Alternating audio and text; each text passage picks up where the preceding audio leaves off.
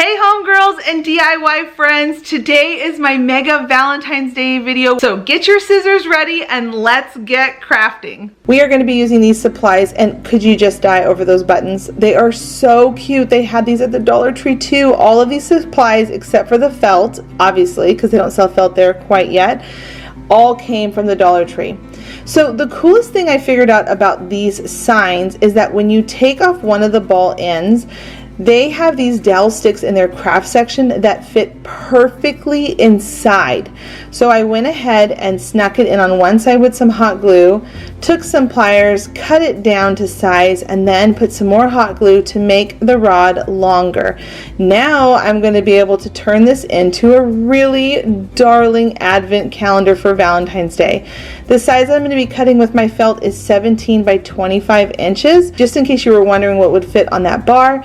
And then I took a 1.5 inch of this tan strip of felt, and I'm just going to cut some scallops. I'm freehanding this. I didn't do a perfect job on them. Not every scallop is perfect. Then I'm going to go ahead and take some ribbon and cut that down to size because I want that to be where the rod is hanging on to the advent calendar. Now comes a really fun part. You're going to add on those scallops by putting a bead of glue all along the edge of that one white fabric. Now I forgot to mention it, you're going to be cutting out 2 of those because you want to have a back and a front. So once you've got all of your scallop pieces all on and hot glued, you're then going to take that second piece of that 17 by 25 white felt, and then you're going to just simply hot glue it all the way around and down into place. Make sure that you don't push too hard because the hot glue can bleed through on felt. I like to just lightly tap it. Now we're going to take some of their lace that they have in the floral section at the Dollar Tree, and I love this stuff. I use it on so many projects. I just think it's so pretty. That's what the container looks like, or the spool looks like, that you can buy it with. Once I've gone all the way around the edge, I moved back up to the top where I'm going to now insert the bar in my little ribbon slips, or little slats, or whatever you would call that. And I'm so sorry, you guys, I did not have a wide zoomed out on this because you can't see that I'm gluing back on the little balls on the end of the bar. So sorry about that, but I took off the twine and then I'm going to repurpose it to create little loops on the back side. Now you could keep it tied, but I just felt like it was kind of bowing the bar a little bit, so I decided to do these 2 little loops on the opposite ends of it, and this looks really great hanging up. Next, we're going to create a heart template with some wrapping paper. I've said this before, I love using wrapping paper because there's a grid line on the back. You're going to want your heart to be wide and chubby. And that's because you're going to be turning these into little pockets. Now here's a tip. If you are going to be using any pattern fabric, make sure you cut out enough to have a back and a front, so that way it looks really finished, plus it stiffens up the fabric a little bit more so it's the same thickness as the felt. The colors I went with were a soft pink, a taupey tan color, and that really cute buffalo check gray and white. Now when you're gluing down your hearts, remember to only glue down the sides and then go up a little bit on the side of the heart like I'm doing here, but don't glue the middle part because you're going to turn these into pockets in just a few minutes.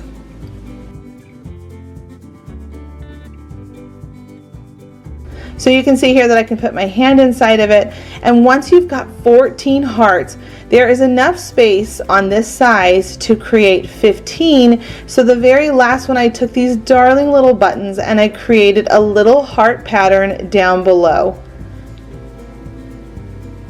Now the next cool thing is the Dollar Tree has puffy paint now. I don't know if you all know this, but I was super excited. Puffy paint can be a love-hate relationship for some people, so here is how I do mine. I always have a little scrap piece of fabric to kind of feel out the consistency, the thickness of the bottle, and then I always tap it down really hard to try to get the air bubbles away from the nozzle when I'm working with it. You'll even see me as I'm shaking it, but be careful because sometimes when you shake it, sometimes depending on the company that makes them, paint can come out. So what I just did there was probably a bad example, but when you're doing your numbers or letters, take your time. Don't rush it. See how I was doing my 5 and I didn't feel that I was going the right direction, so I stopped and I went from the bottom back up and connected. I really just take my time and try to flow with the paint. And so you see here I just did my O part of the 9, or the circle part of the 9, and then I went and tapped it again to bring down the leg. And here it is, the finished look.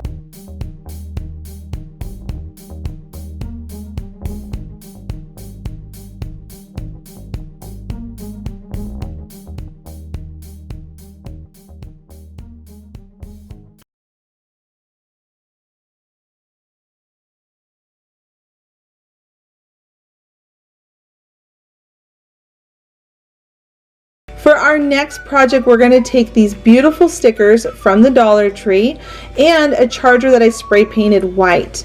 Now, I have not seen anybody use these succulent stickers yet, and I was so excited when I realized that this was a giant heart, and I knew right away that I wanted to try to do something like this for you all.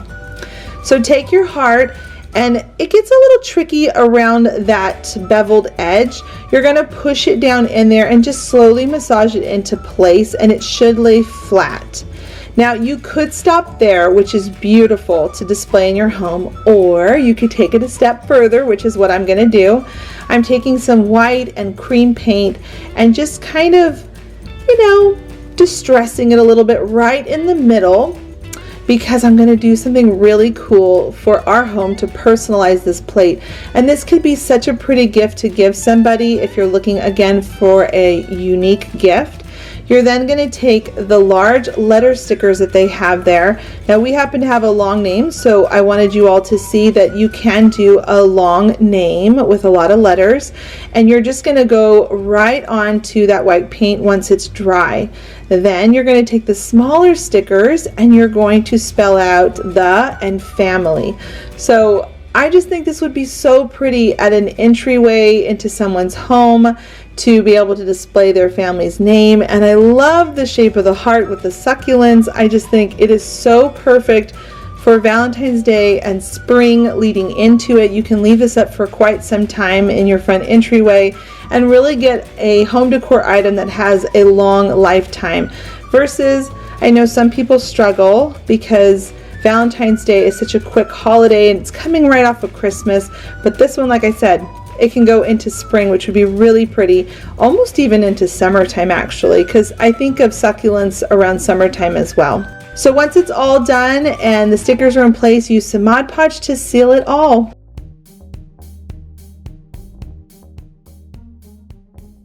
I wanted to take a real quick second to say how grateful I am for a couple of emails I received in the month of January.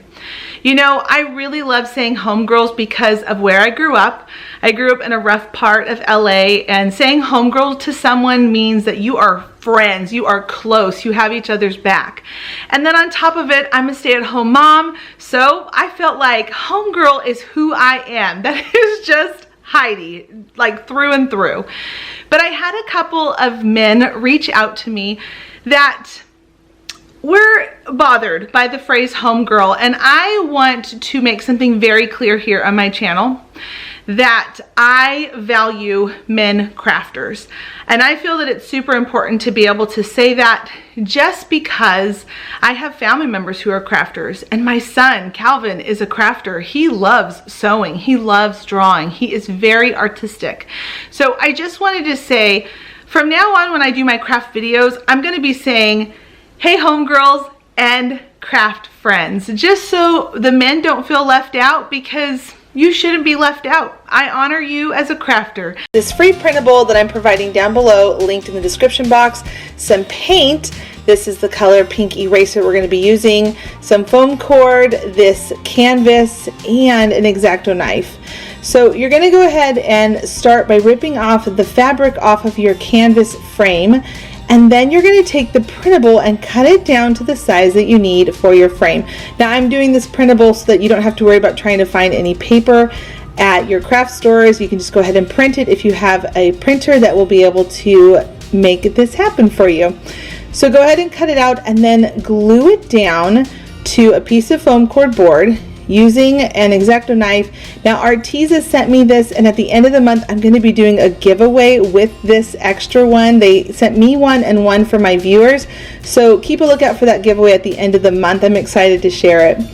Go ahead and take your X-Acto knife and cut out that foam core with that printable, and then you're simply going to glue the frame right on top of your printable. Now we're going to use the other part of the printable, and we're going to just take it and flip it over. We're going to be coloring on the back side of the heart to create an outline sketch that's going to pick up when we go over the heart with a pencil onto the foam core. We're doing that because we want to have a 3D looking heart. Now if you are not lucky enough to be able to find some wood hearts at your Dollar Tree store, you can end up picking up some foam core and use this printable and cut out your own heart. So once you've got your heart all cut out, I'm going to go ahead and use that pink color that I showed earlier, and I'm going to just paint it over once. Make sure you get the sides and it has a nice covering of your pink paint.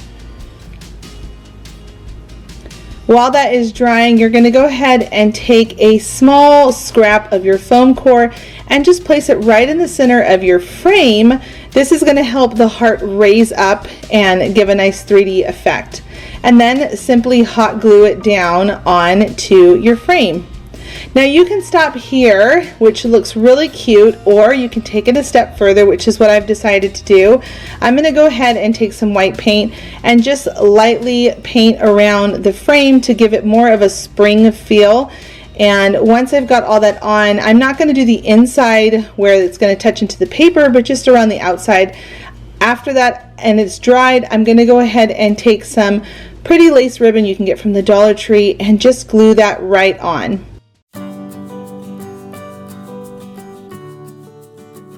We're going to be using these supplies from the Dollar Tree, and these hearts came from Hobby Lobby. I used a 40% off coupon on them, and I just think they're so cute. So many of them are in a pack.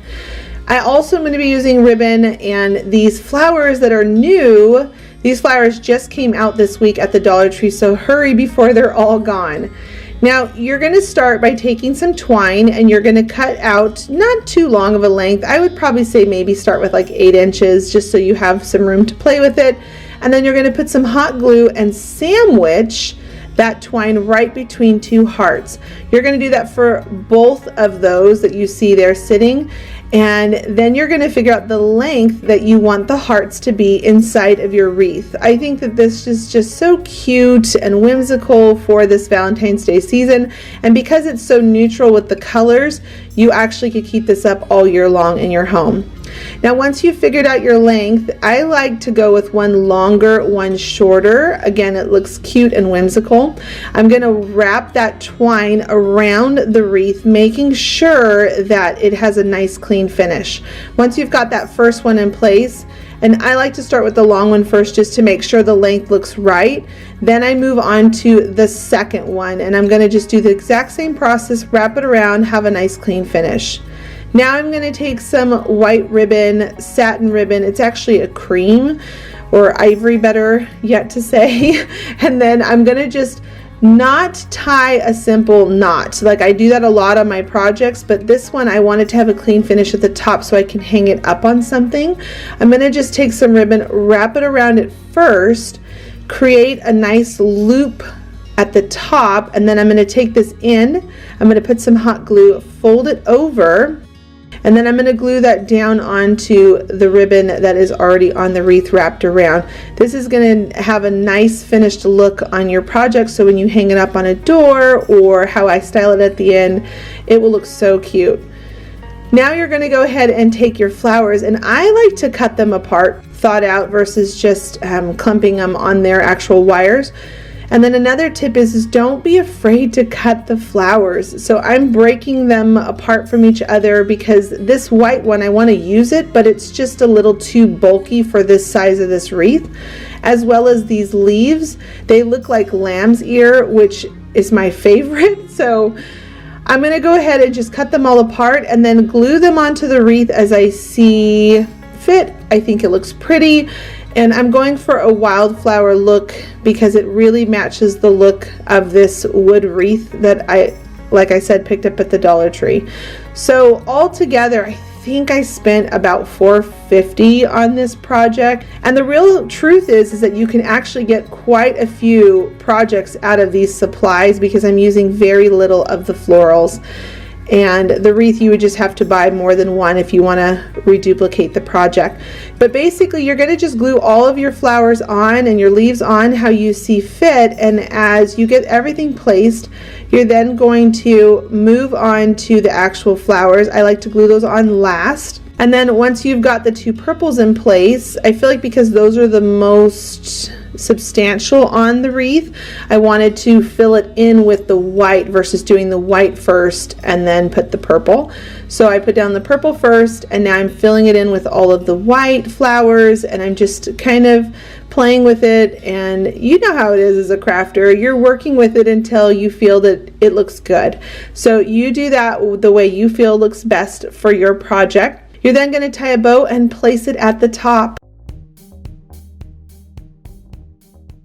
For this next project, this is a super simple project. I picked up this little block house from Michael's dollar section. They actually have a dollar section as well, and they have a lot of wood crafts inside of them, and so I picked this up there.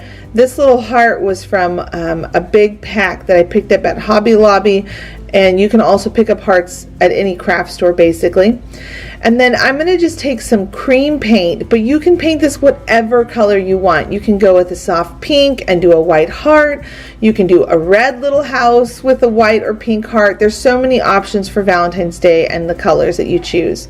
Once you've got your house painted, you're going to wrap some twine around the bottom of it to add that farmhouse look, and then simply glue on your little heart. This is a great starter project for someone who wants to try being crafty and they're not quite sure yet what their style is.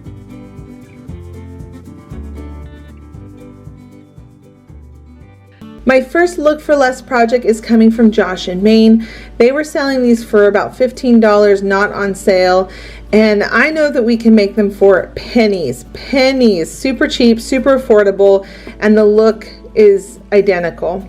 So you're going to go ahead and take some black foam core board, cut it down to size. I did a 5x7 size, and then for the corners I just matched it up on my cutting mat, and then from corner to corner in the box I cut a nice line on both top corners of my tag.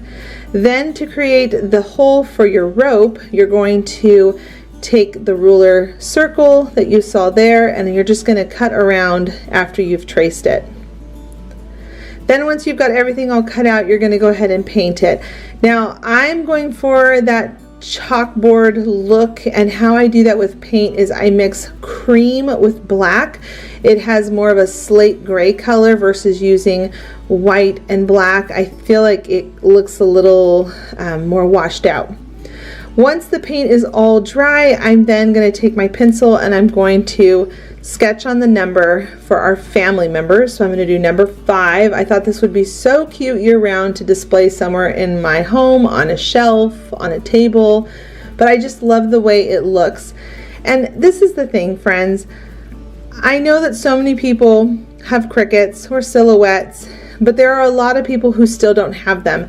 I have them in my home, and I'm so grateful to have them, and I feel very blessed to have them, but I want everyone to see that if you don't have a super fancy cutting machine, using paint and a fine tip paintbrush is all you need, because you can get the same look.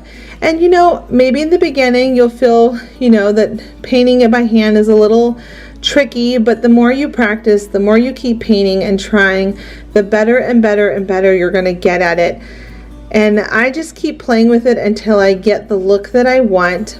And the other tip is whenever you're painting white on black, sometimes the black can bleed through a little, so I'm making sure I go over it a few times to make sure that it's nice and crisp looking.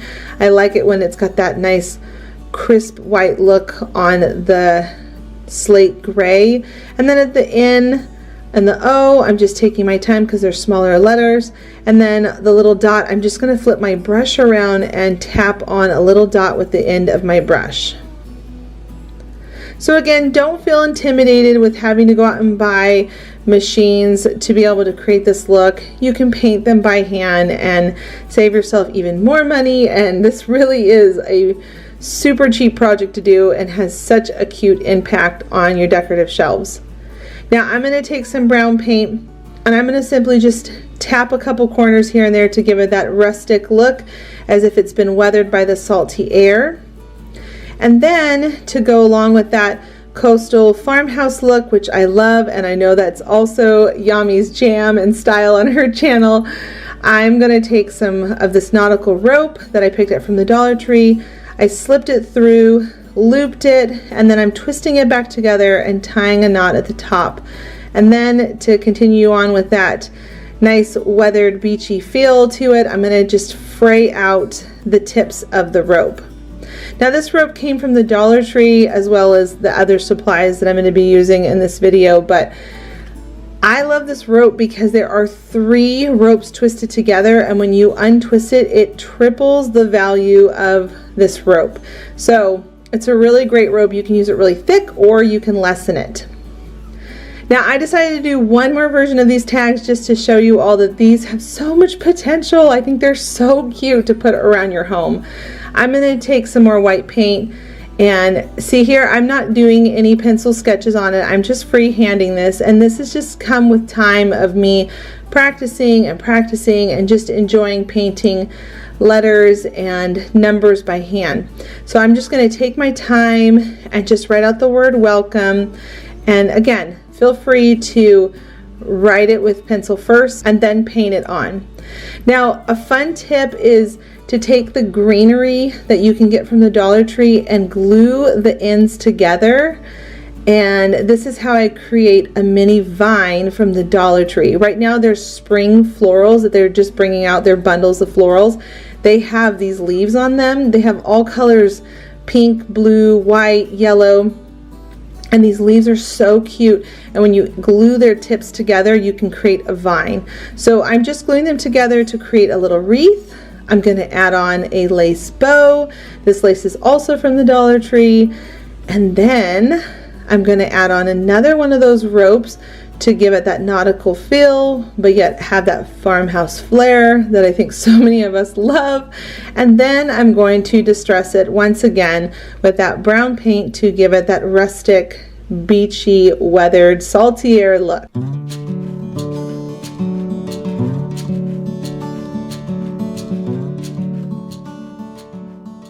If you haven't already, please give this video a thumbs up and click the subscribe button if you are new, because this month of February, I am going to be making so many new spring DIYs, and it is going to be a blast. I cannot wait to share everything that I have in store for you. So many new ideas, and I'm super excited to share them all. We'll be using these supplies again from the Dollar Tree, and you're going to start by taking off this arrow. We're going to be repurposing it and using it, so make sure you take good care of it when you take it off. It's easy to crack this heart frame when you're trying to remove it, so just really take your time. It should pop off really easy. Once you've got it off, you're then going to start unwrapping this tinsel red garland that's on it. Friends, I was actually surprised at how difficult it was to remove this garland. I was sitting there for a while. Whoever it was that put this on did a fantastic job at wrapping it so it would never come off. Don't let that keep you from doing this craft. It is a really fun craft to do, but just know that these things are wrapped on here really, really well. If you are new to my channel, please click the subscribe button. I would love to have you join me here on my channel. I have new craft videos every Monday and Friday, and I do cleaning videos on Wednesdays. Once you have all of the garland off, you're then going to take your rope that you got from the Dollar Tree. I love this rope, but let me say that I feel that sometimes it's too bulky for projects and you can get triple the value out of it. So I like to take the rope and I like to cut it at a piece that will allow me to work with it to unwrap it.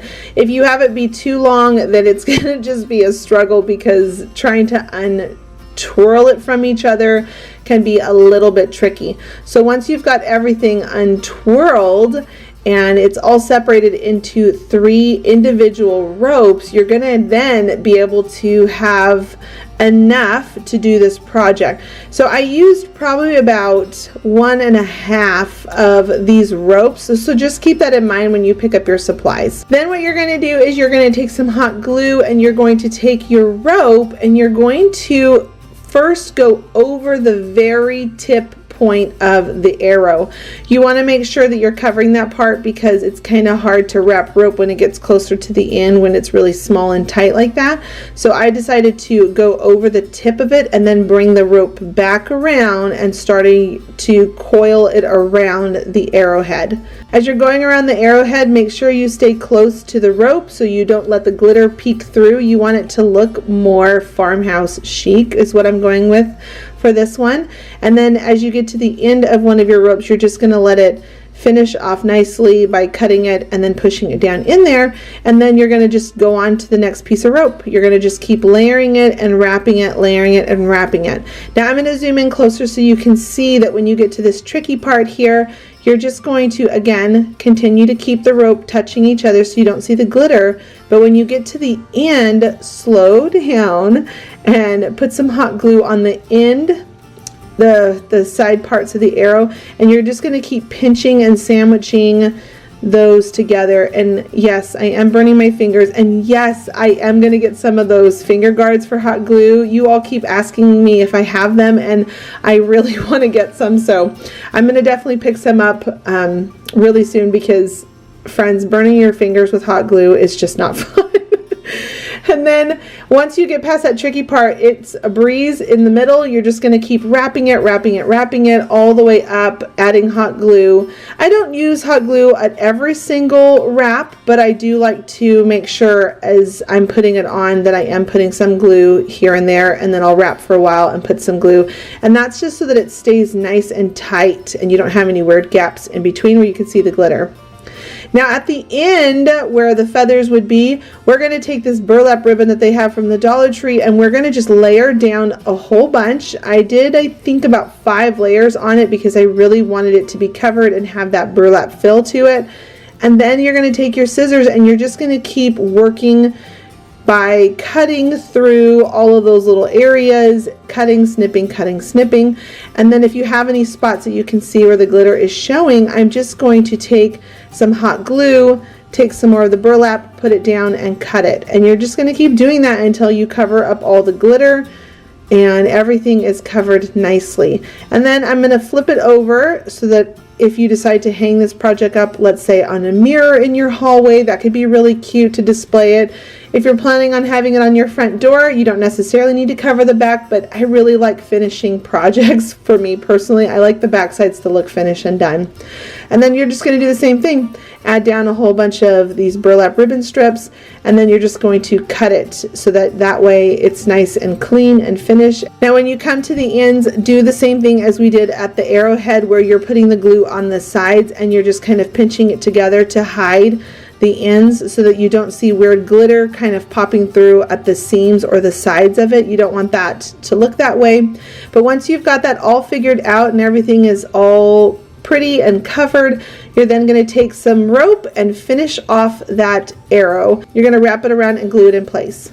Now we're going to move on to the heart, and this one was really fun because you get to put it as thick or as little as you would like.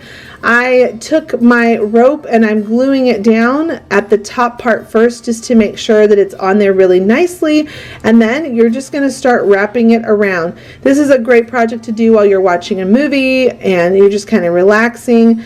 I think the total time it took me to wrap this thing was probably like 10 minutes, and it's just because I wanted to make sure that as I was wrapping it, I was doing a good job and it looked really nice and finished. Go ahead and add on your arrow first. Now you're going to see that I have some greenery on there, but it was just because I was testing it out for you all to know which one to put on first. I think it's better to put on the arrow first, and you're going to take some of that rope and you're going to use it to help hold it onto. Don't just hot glue it on. camouflage a piece of rope by wrapping it around and then gluing it all into place. And then you're going to take some of your florals and you're just going to cut them apart like I showed you earlier with our first craft, and you're going to just put them in there how you'd like them to be. Now I went real neutral on this because again it's for that farmhouse look that's so popular right now that I personally really like as well. And you're just going to have the flowers coming out from the side where the feather would be on your arrow. And when it comes to your ribbon, you can go as big and beautiful as you'd like, or simple like I'm doing here with this lace ribbon.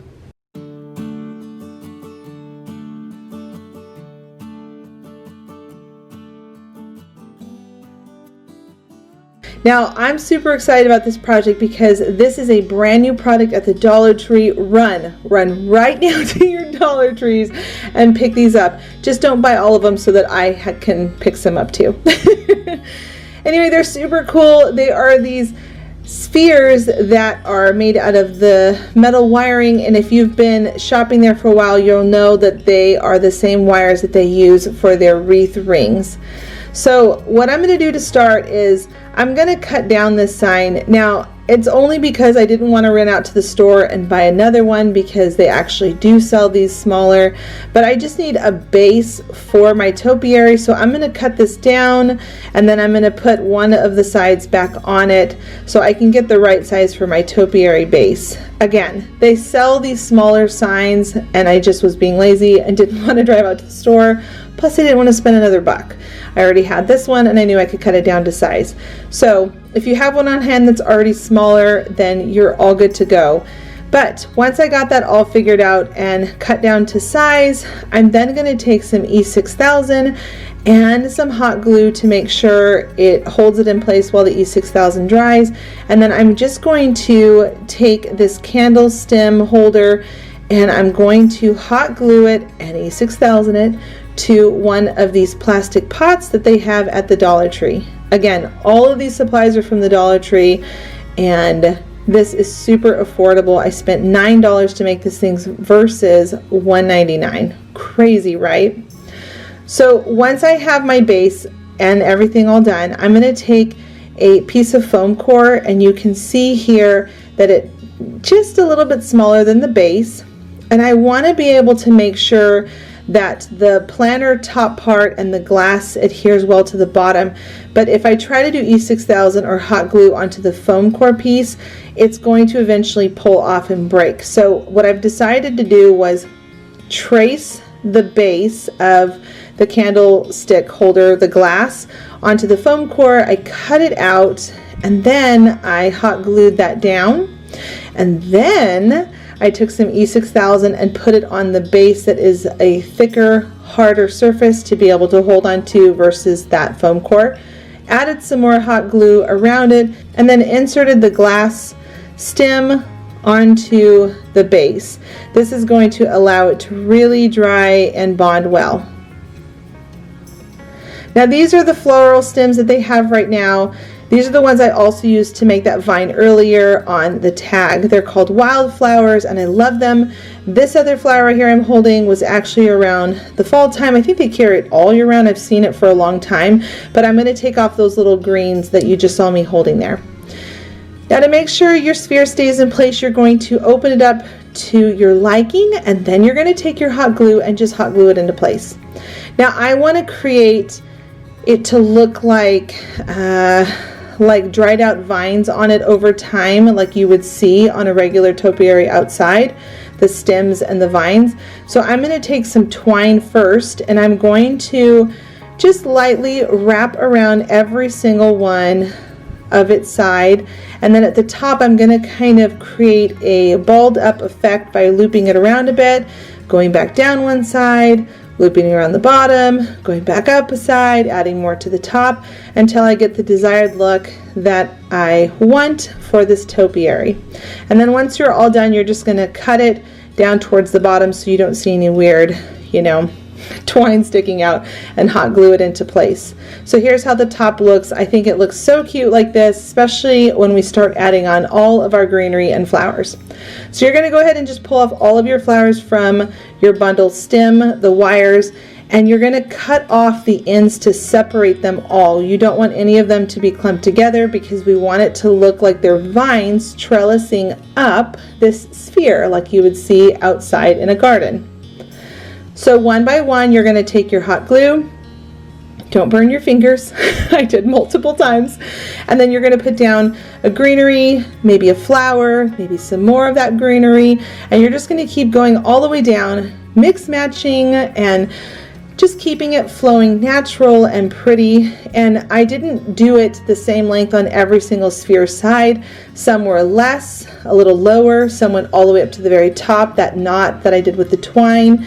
And you'll see at the very end when I show it all wrapped with all this greenery how you don't want it to be so obviously consistent. You want to kind of make it look like, you know, some are growing better than others, and it makes it look more real and natural. So when someone sees it in your home, they'll think, wow, that's so cool. You have something in your house like that, and you'll say, I made it myself. So here it is, the finished look, and you can see, like I said, some go all the way up to the top and some don't. Now, once everything was dried, I spray painted it black to get that cast iron look like we had as our inspiration. And then I'm going to take just a tiny bit lighter than black, a very, very dark slate gray. I'm just going to lightly dry brush on some of that paint because we want to create that cast iron look, our pot.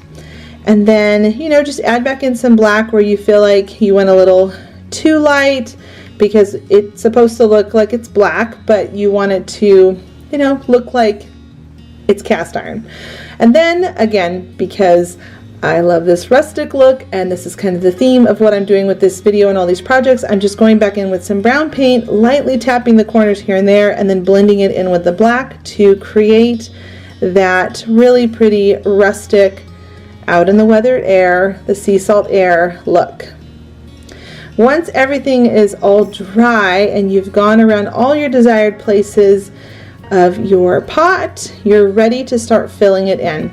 So I'm going to take a foam square, cut it down to size, make sure it fits in there really well because we want this to last for a long time. And then I'm going to hot glue it all into place. I'm going to also make sure that I stuff around the sides to make sure that it's really snug in there and being held in well by the hot glue. Another tip is that you don't want it to be too high up there because you don't want it to bump into your topiary. You want to make sure that it's sitting nicely. Now I'm going to slow down for this next part because I want you all to see really well what I'm doing and I don't want to go too fast. So I'm taking a piece of wire, folding it in half, just like this, and then I'm going to put it on the end of the topiary that's going down into the pot. And then going to hold it as close as I can to the topiary sphere, and I'm going to just twist it to create a nice tight twisted piece of wire up at the top. And you're doing this because the topiary itself is going to easily come off if you just only hot glue it or E6000 it. So what I'm doing is I'm creating this wire support, and then I'm putting some glue here on my foam, and I'm going to take that wire and I'm going to shove it down in to the foam, and it's going to help hold it down in there even more snug and secure without it falling out. Then once you've got that in place, you can hot glue around the sides where the sphere touches into the pot, and it'll stay on there for a really long time, and you won't have to worry about it falling apart or rolling away when somebody bumps it. Once you've got that all hot glued in place, you're then going to take some ferns that they also have at the Dollar Tree right now. I'm telling you, the Dollar Tree has so many beautiful florals. I'm so impressed this year. I think you're going to hear me say that a lot in my videos. I'll try to hold back on not making that comment every single time, but I just get so excited with each new season. They keep bringing out better and better things. So you're going to go ahead and put in some of those ferns, and then you're going to also take some of your green moss and fill that in to cover up all the foam. And then I'm just taking some more of these little, you know, wildflower stems, and I'm just kind of putting them in there. Now to finish off that farmhouse nautical beachy look, I'm going to take some of that thick rope and I'm going to just wrap it around the base. The other reason why I decided to do this is it just cleaned up that bottom base look, and I don't know, I personally liked how it looked. You don't have to do this part, but I really liked it. I thought it looked really pretty when it was all done.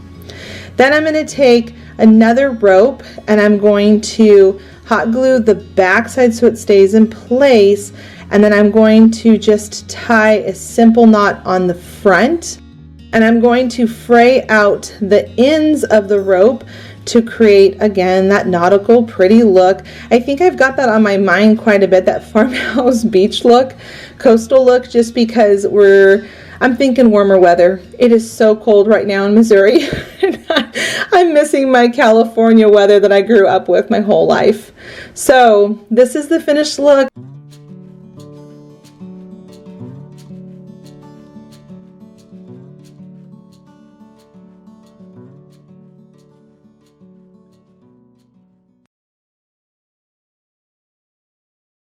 The next project we are going to be making is with these supplies. You're going to be using the Printable again, some moss, these little cups, foam core, and some sticks.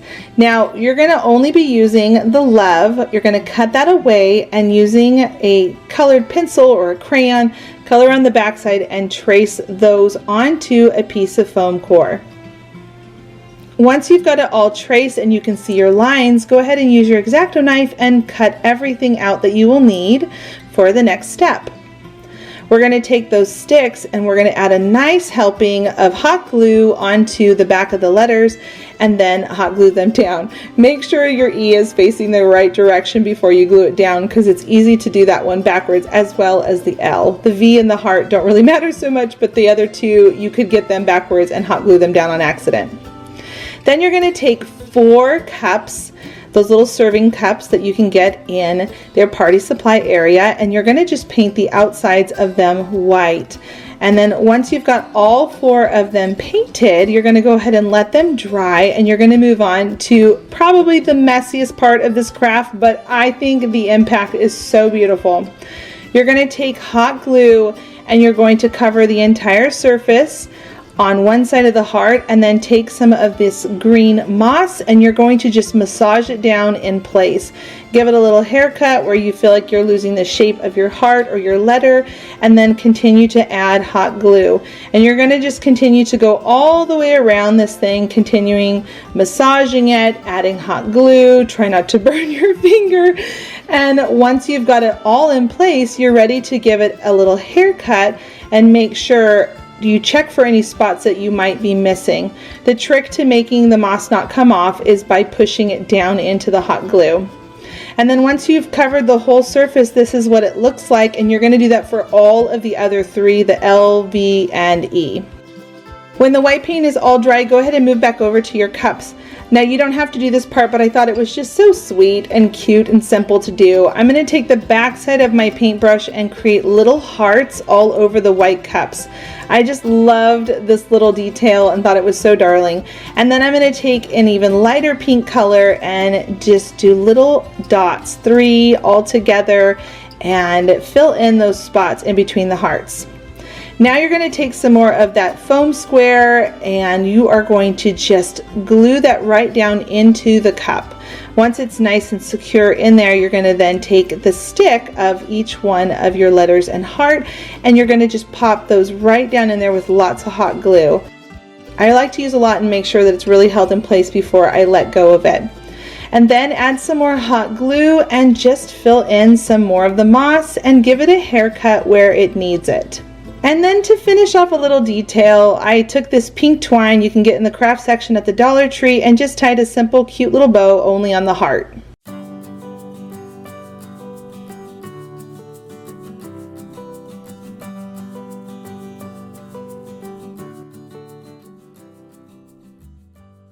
For the next project, I'm going to take 4 different color fabrics. I had 1 solid and 3 patterns. Some ribbon of your liking. These all came from the Dollar Tree, which I'm always so impressed with. I did decide at the very end to switch to a more neutral type ribbon, but if you are looking for ribbon at the Dollar Tree, they have some really cute stuff. And I picked these up from different sections, some from the floral section, some from the holiday sections. But they've got a lot of ribbon there that you can pick up for just $1. And then I also used this fern, and you girls have heard me talk about these ferns before. I love them. I am so happy they bring them out in the springtime, and I always snatch them all up. So we're going to do my trick again where I take the wrapping paper, flip it over, and create a pattern for a shape. This is the best way to do it because it's got those grid lines on it like I've talked about in other previous videos when I'm doing crafts. So we're going to make 3 different size hearts, a really large one, a medium one, and a small one.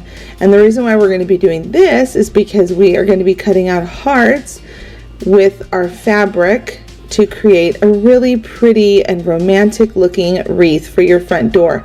Now the reason why I love this one the most is just because I think anytime it's something that is not the typical norm that you'll see for home decor, especially like a wreath that's usually round, I just love sometimes when you have a surprise look to your front door and people will walk up and see it and think it's so pretty. So once you've got your 3 different shaped hearts cut out, go ahead and lay them all out so that you can see that they're the different sizes. Make sure you check them. You do want to make sure that they're really different in size. And then you're just going to pin them all down to your fabric and start cutting them out. I picked up these fabrics from Joann's. I loved this buffalo check plaid one that I picked up, the little mini hearts, and then as well as the gray and white one. And then to have a solid pink is really important because you want to be able to give the eye a break from all the pattern. You could use red if you want to use red as well. Take a long string of twine and go ahead and lay that down, and then you're going to take your hot glue and go around the shape of the heart except for the very bottom tail of the heart. You don't want to put glue there because when you're all done doing that, we're going to stuff these hearts so they're nice and squishy and just so cute. Make sure your hot glue is really dry before you start stuffing it because glue can pull apart on fabric if it's not completely dry. So go ahead and just take a small amount. You don't want it to be too thick because then the sides of the heart start to buckle and you can tell when it's just too stuffed. You're going to go ahead and put some inside of your heart. Push it up in there, and once you've got everything in place and you feel like it's nice and poofy like you want, you're then going to take the tail of the heart and hot glue the rest of that. Then push the batting in and out of the way, and using your hot glue, you're just going to bring it together. Continue to hot glue until everything is nice and dry and really pretty. So here's how each heart should be looking when you're all done stuffing them. And when you do the whole bunch of them, it just looks so cute at this point. Again, super whimsical and romantic. Now you're going to take a piece of foam core. I did a rectangle shape. Then what I like to do is cut off the sides to make sure that it's not visible at the end. And now I'm going to take those pieces of twine. Can you see how long these strings need to be when you're first cutting them? You need to make sure they're long enough so they can dangle down really pretty. You're then going to glue in your hearts one at a time. And you're doing it this way because you want to measure the length to make sure that they're all being seen and that they're able to be not on top of each other, just clumped into one big mess. And I use the rectangle shape, as you can see here up at the top with the foam core piece, because I wanted to be able to make sure that I had the right space to be able to put down these hearts. And then as you're going, make sure you pick it up from time to time so that you can see where it's getting too clustered and to see where it looks great and you need another heart if you have an empty space. And then just keep adding them in. Now another tip is these light pinks, it's gonna, like I said earlier, help you break up that pattern. When you're putting down your hearts, you want to make sure that they're kind of crisscross to each other. So you see the little red mini heart fabric.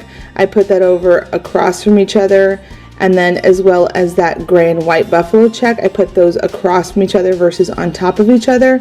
It just makes it more interesting. When you're all done, snip off all of your twine pieces at the top.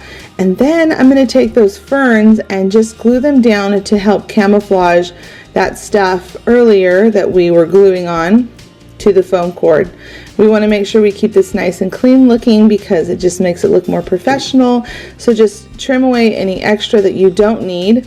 And then this is going to look so cute because it's got a little, you know, floral greenery up at the top.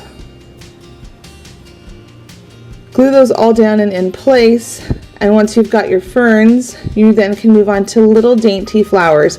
These flowers all came from the Dollar Tree.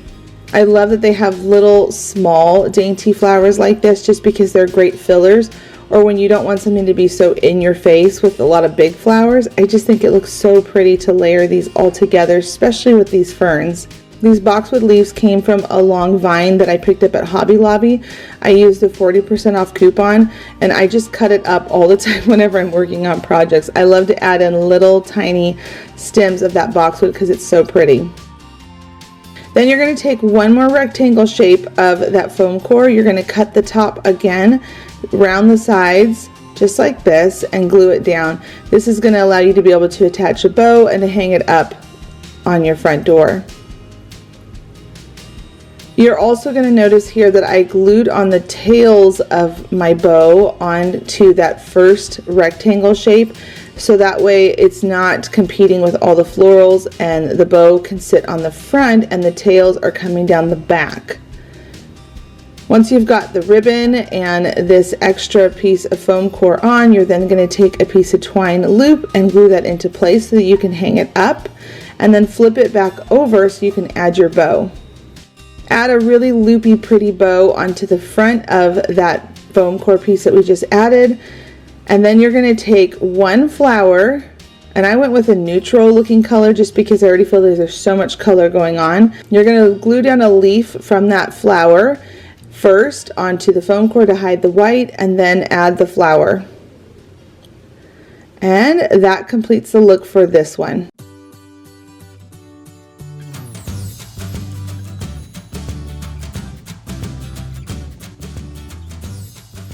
I'm going to take these really darling mini candle stem holders. I think that's what they are. I'm going to link the product down below. This little birdhouse, again, I'll link it down below where I can. And then these popsicle sticks I picked up from the Dollar Tree. Start by cutting off any ribbon that might be at the top of these mini birdhouses. I love this one because it had a little heart. And then I'm going to take some E6000 and I'm going to put it on two sides of this little mini candlestick holder, and I'm going to then take some hot glue on the other two sides. This is to make sure that it really holds in place nicely over time and it doesn't break off very easily. The hot glue dries much quicker than the E6000 to hold it in place, and when the E6000 dries, then it's really held in place nicely. And then I'm going to take some white paint. And you can do this with any color for Valentine's Day. You could do a pink or red, it's up to you. But I'm going to go with white because I just love the look of white in my home. And once I've got it all painted, I'm then going to take these popsicle sticks.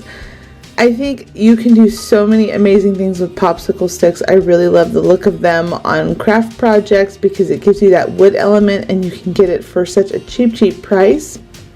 Go ahead and cut it down to size, and then just line them up so you know what size you need on the other ones, and then with some scissors just snip off those pieces. Then I'm going to create some wood shingles on top of this little birdhouse, and it really elevates the look versus it just being, you know, a traditional little birdhouse that you would see at a craft store. I love doing this to these little houses because you can really customize them and make them look so cute and special for your home decor.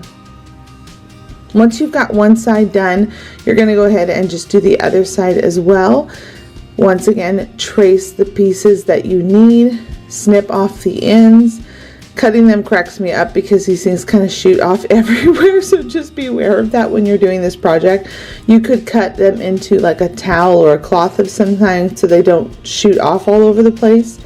And then once you've got those all glued in place, to finish off the top of the roof line, you're going to take two more thin pieces. You're going to cut them down to size and put them on opposite side to create a really nice finish on top of your roof. When you've got those glued into place and they look nice and finished, you'll get to move on to either leaving the wood raw, or you could paint it or stain it or whatever.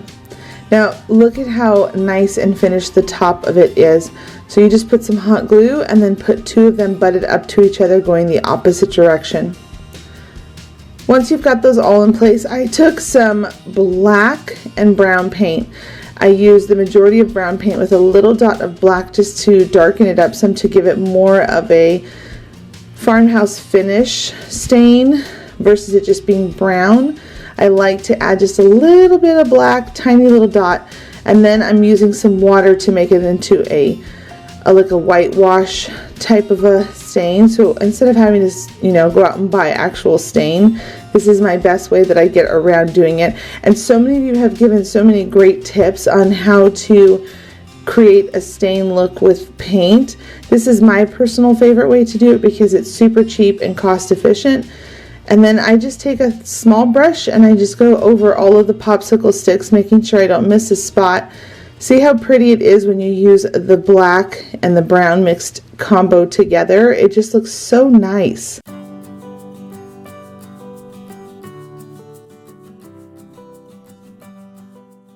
The next DIY is with these books that I picked up from the Dollar Tree. I know some might cringe, but please know that I do love books. I don't just go around trashing books. I'm going to turn them into something cute, so bear with me to the end. And it's okay if you're a book lover and this is not for you. I totally understand.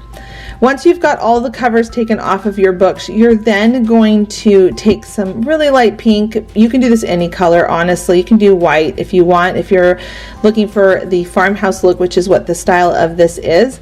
But I went with a pink for Valentine's Day. You're going to go ahead and just paint the entire cover that color that you want. Make sure you look on the inside so that you don't see that color popping through where the pages are. Paint the whole thing wherever you see that color on the cover, the color that you're desiring. There is a printable link down below if you're interested. This is what I'm using on my books. I created the same 3 tags but in different sizes, so that if your spine of your book is larger or smaller, you'll have some options to play with. That is free, linked down below in my description box, so make sure you grab it. Once you've got the ones cut out that you are desiring to use for your books, you're going to go ahead and take some brown paint if you're looking for a distressed look, and you're going to dry brush. And what that means is you're going to get just a little bit of paint, dry most of it off, and then dry brush, because your brush is dry with that color on it, until it looks weathered and distressed. Then I'm going to take some Mod Podge and I'm going to just simply put some down and then put my tag on, and then put a layer on top of that to seal the tag to the book. I just think that this is so cute, and you can do this for so many holidays.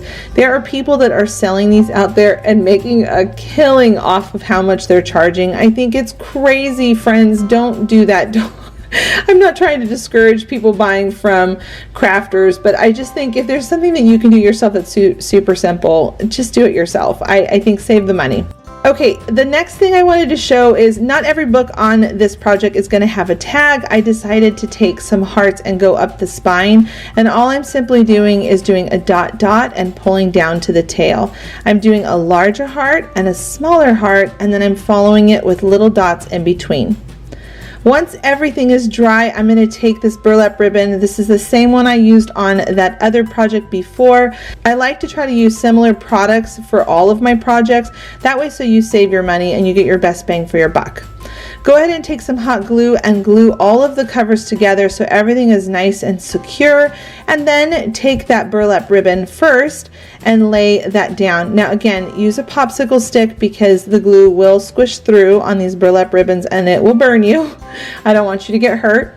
And then I'm going to take some of their pink twine that they have in their craft section, and I'm going to wrap it around a couple times and tie a little simple knot, letting the strings hang down the side of the book. And then to bring in that romantic feel, I'm going to take this ribbon. All of these, again, are from the Dollar Tree in their craft sections or their floral sections. Usually you'll see them there. Sometimes you'll find them in holiday sections too.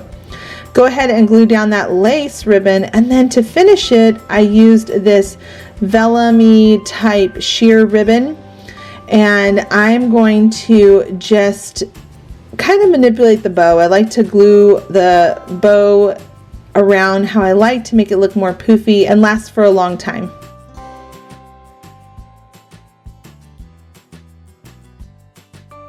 If you're on Instagram, come over and say hi to me. I love posting my projects over there, and I love seeing all the things that you all are making. Especially if you were inspired by one of my projects and you made them, please tag me over there. I want to see your creations and your take on them. I think it is so fun seeing the projects that you all are making and then tagging me in them. I have enjoyed it so much. What we're doing for today is a statement piece for your front door, and I took this red bucket from the Dollar Tree and spray painted it white. The other things you're going to need are 4 wooden hearts, a foam block, 2 bags of rocks, and then some really long painter sticks. You can pick this up from home improvement stores. I think it's $1 for these 3 long ones. Once you've got all your supplies ready, and there's going to be a couple things we're going to add towards the end, but that's to get us started. You're going to take your wooden hearts, cut off the twine or ribbon that are on them, and then you're going to use some hot glue to fill in the holes and then just wipe away the excess and rub off anything that you don't want there.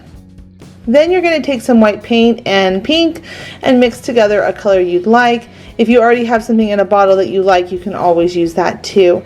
But go ahead and paint all of your 4 hearts on one side. You could do both if you want to do both, but this is going to be at the front door and no one's ever going to see the back side of it. Once everything is off to the side and drying, we're going to move back over to that red bucket that we spray painted white. This is the coolest technique ever, and if you've never tried it, can I recommend trying it? It has such a great result when you're done.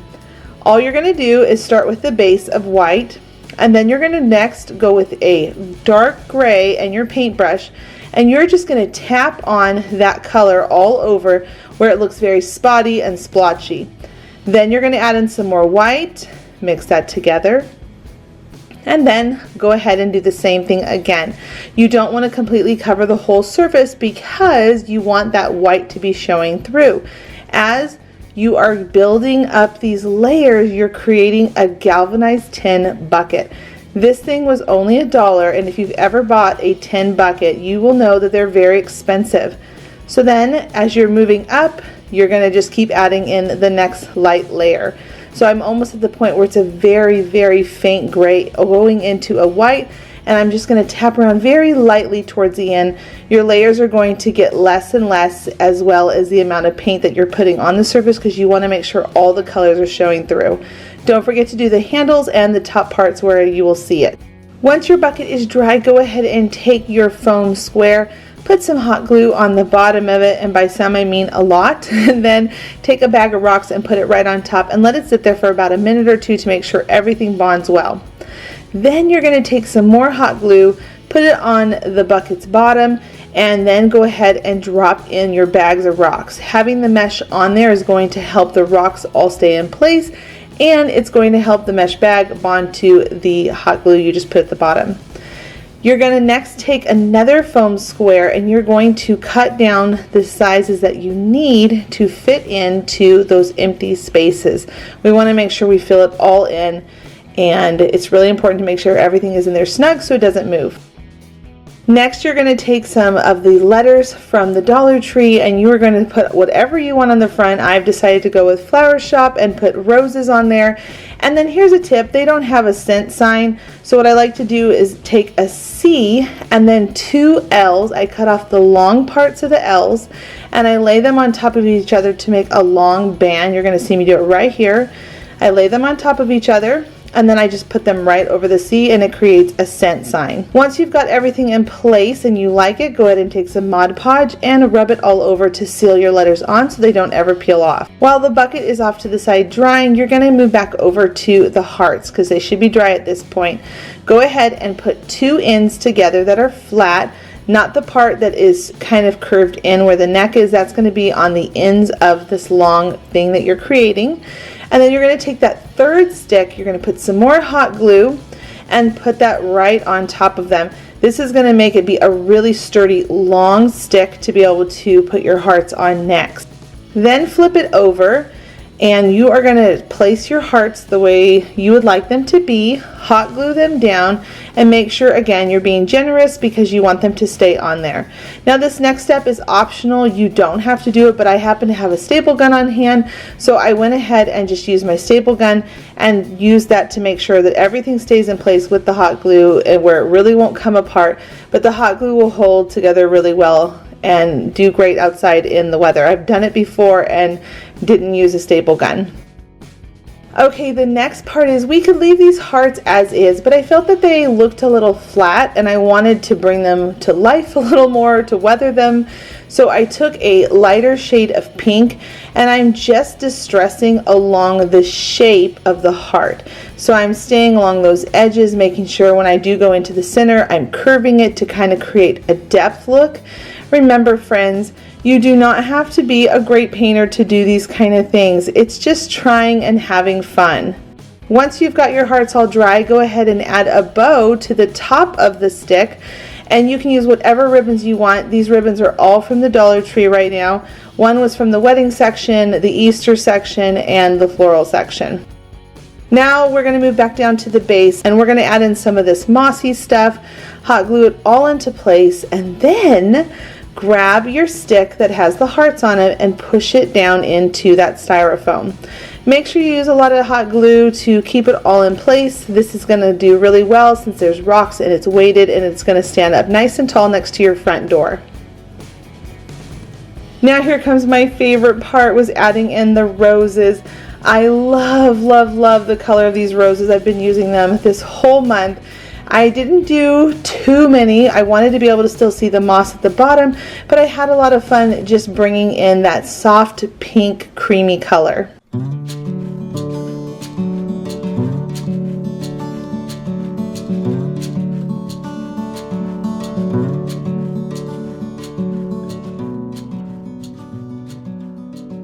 For our next project, we're going to take 4 of these signs from the Dollar Tree, and with a butter knife, you're just going to shimmy it underneath it and pop it off.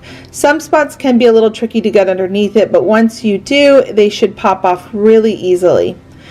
You're then going to take some white paint, and this is just really to be cautious to make sure nothing bleeds through on your paper and you can see the previous artwork that were on these signs.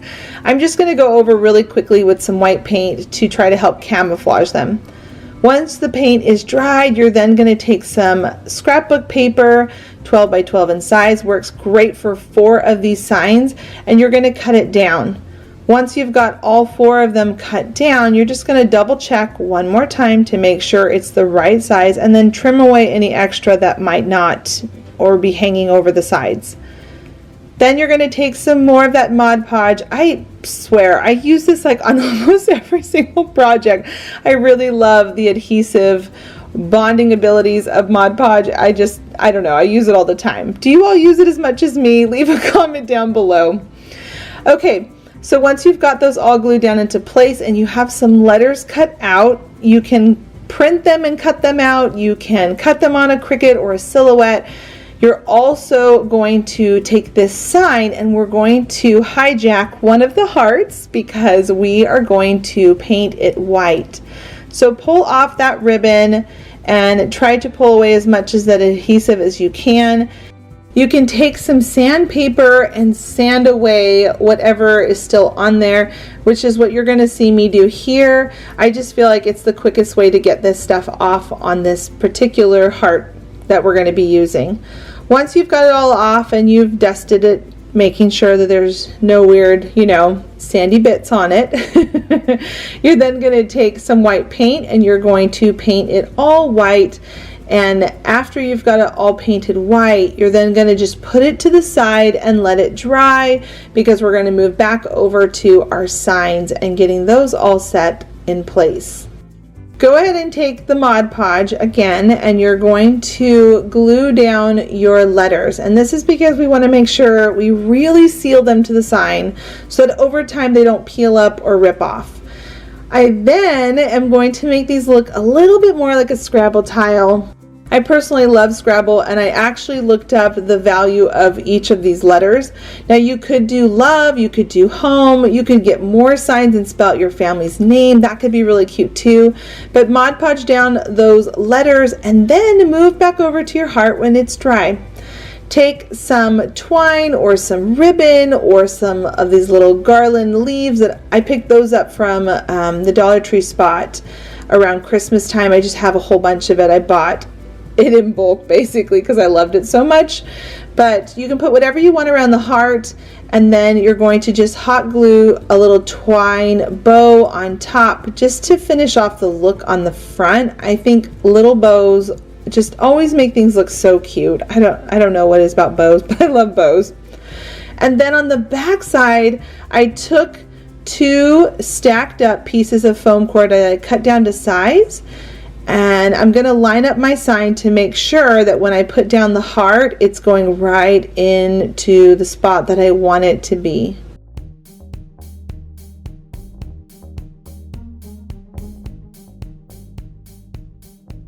The next DIY I'm sharing today, I'm taking 11 by 14 frame from the Dollar Tree, some lighter pink paint, foam core, and some ribbon. Now this one I think might be my favorite one I did in all of the DIYs today. It's really simple and it's super affordable to make it, and it has such a big impact up on your shelves where you decorate for holidays. So go ahead and take out the backing, pull out all of those little metal brackets, and then give it 2 coats of paint. You want to make sure that the paint is nice and thick and white on it, just because it makes it look higher quality. Then take a piece of computer paper, fold it in half, and sketch out half of a heart. I hear from people all the time that they have a hard time freehanding shapes, and this is the way I always do it. I cheat. I fold my paper in half and then I mirror the image. So once you've got it sketched out, you're then going to take your scissors and simply cut around that heart that you sketched out, and you will have a perfectly shaped heart on both sides. Take that paper and put it on a piece of the foam core.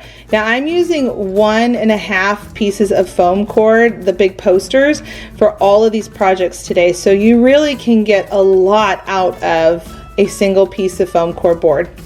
So now I'm going to create some lines. I traced the first one as a solid heart, but the next one we're going to create a shiplap look. So my bands that I'm going to be keeping are 2 inches wide, and then I'm using less than 1/4 of an inch. You can see here it's really small, and I'm just going to cut away those pieces I don't want. We want the bands that we're going to be layering onto that solid heart to be 2 inches thick. So once I've got all my pieces cut out, I'm then going to take all of those little papers, my little templates, and I'm going to just simply trace them all over the foam core board, making sure that I don't miss any of them. And also, it doesn't matter which way you put them down, because as long as you've cut them out as straight as you can to the line, you'll just be able to figure out by turning them backwards or forwards. Once you have everything all cut out, you're going to then move on to the next part, which is going to be painting. We are going to be doing a really cool ombre effect on this heart, and I cannot wait to show you. I really love ombres. I think that they're so pretty during the springtime. So go ahead and place them all in the order that you know they need to be, and then we're going to start by painting the large heart first. I took some brown paint first and then that pink, because we want to have a darker base coat underneath on the main heart. So go ahead and paint that where it's a nice mauve pink color all over your heart. Then you're going to take your pink color without the brown, you're going to put that on a plate, and then you're going to paint the very first 2 bumps of the heart, the top, that darkest pink shade. And then when you move down, you're going to add a little bit more white and then paint the next one. And then you're going to add a little bit more white and paint the next one. And you're doing this, like I said, to create an ombre effect. It looks so pretty when it's all done. You'll see in just a moment when we finish this part. But I find this so fun to do. I think this is a great project to do when you have some time to kill and you just want to play with paint and get really artsy. You can do this with any color that you want. All you got to do is just keep adding some white as you move down to the next layer. Now, if you feel that the paint color is not changing, it's because you probably have too much paint on your brush.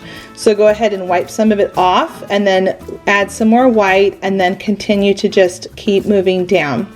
So the very end of the heart is going to have the lightest shade. It's the little tail tip of the heart. And we almost want it to be like an icy pink, really, really soft baby pink. And make sure, again, you cover the sides of that. And while those are drying, you're then going to take 4 long ribbons. I decided to do 2 silkier ribbons that were a satin feel to them, and then 2 lace ribbons. And I'm going to be putting them at the half point of the ribbon, right in the middle. I'm going to be gluing them down and then pulling them back over because I want them to have 4 ends on each bump of the heart. Can you see that here? I hope that makes sense. Make sure everything's glued down really well so nothing pulls off over time. And then while that hot glue dries, you're ready to go ahead and start assembling your heart. So I started with the very bottom tail tip of the heart. I put on some hot glue and then I moved on to the next one. And now you see how there is some spacing in between these sections of the ombre pieces, and you can see that darker color that's showing through underneath. It gives it that shiplap look that looks very Farmhouse Valentine's Day, which is just right up my home decor alley. I love it so much. I think it's so pretty. Then I'm going to just keep moving up all the way to the very top of my heart. Make sure everything's hot glued down well because you don't want things to pop up over time.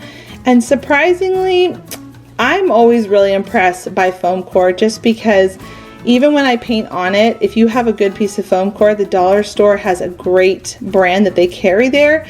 It doesn't buckle or shift when I paint it. Once you've got all of your pieces on, you're then ready to assemble it to that frame. But before we do it, we're going to take some sandpaper and rough up the edges. You don't have to do this, but I love the way it looked.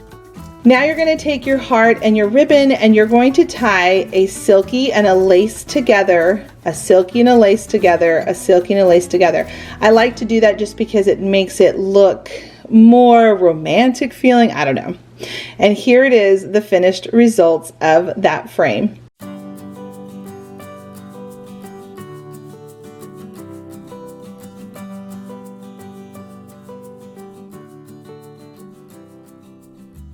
I'm going to take this 6x6 plaque that you can pick up at the Dollar Tree. They have all sorts of these over in their framing section, and I'm going to cover it up with some paint to give it a chalk finished look.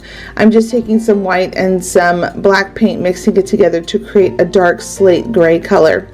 Then I'm going to just simply go over it really quickly, the whole thing, making sure that it's nice and covered. I'm not worried about the inside. I do sometimes like to paint the inside, so just know that if you want that nice finished look on both sides, you can paint both sides. Then once you've got it all covered and it's drying over to the side, you're going to take some of these wildflowers that they have right now at the Dollar Tree. These are some of their new spring flowers that they're bringing out. I cut off all of the greenery stems, and this is how I create a cool vine from the Dollar Tree where you can get a nice look with this. I think this is the coolest technique to do this. I figured this out a couple days ago on a project. I love to just put some glue on the end and glue the petals onto each other, and it makes a nice long vine. Once you've got those glued together and they're off to the side drying, and you've made it as long as you want, you're then going to take a ruler, and again, if you have a silhouette, you can always cut these out on your silhouette, but I want everybody to see that you don't have to have one of those machines to be able to make a pretty sign.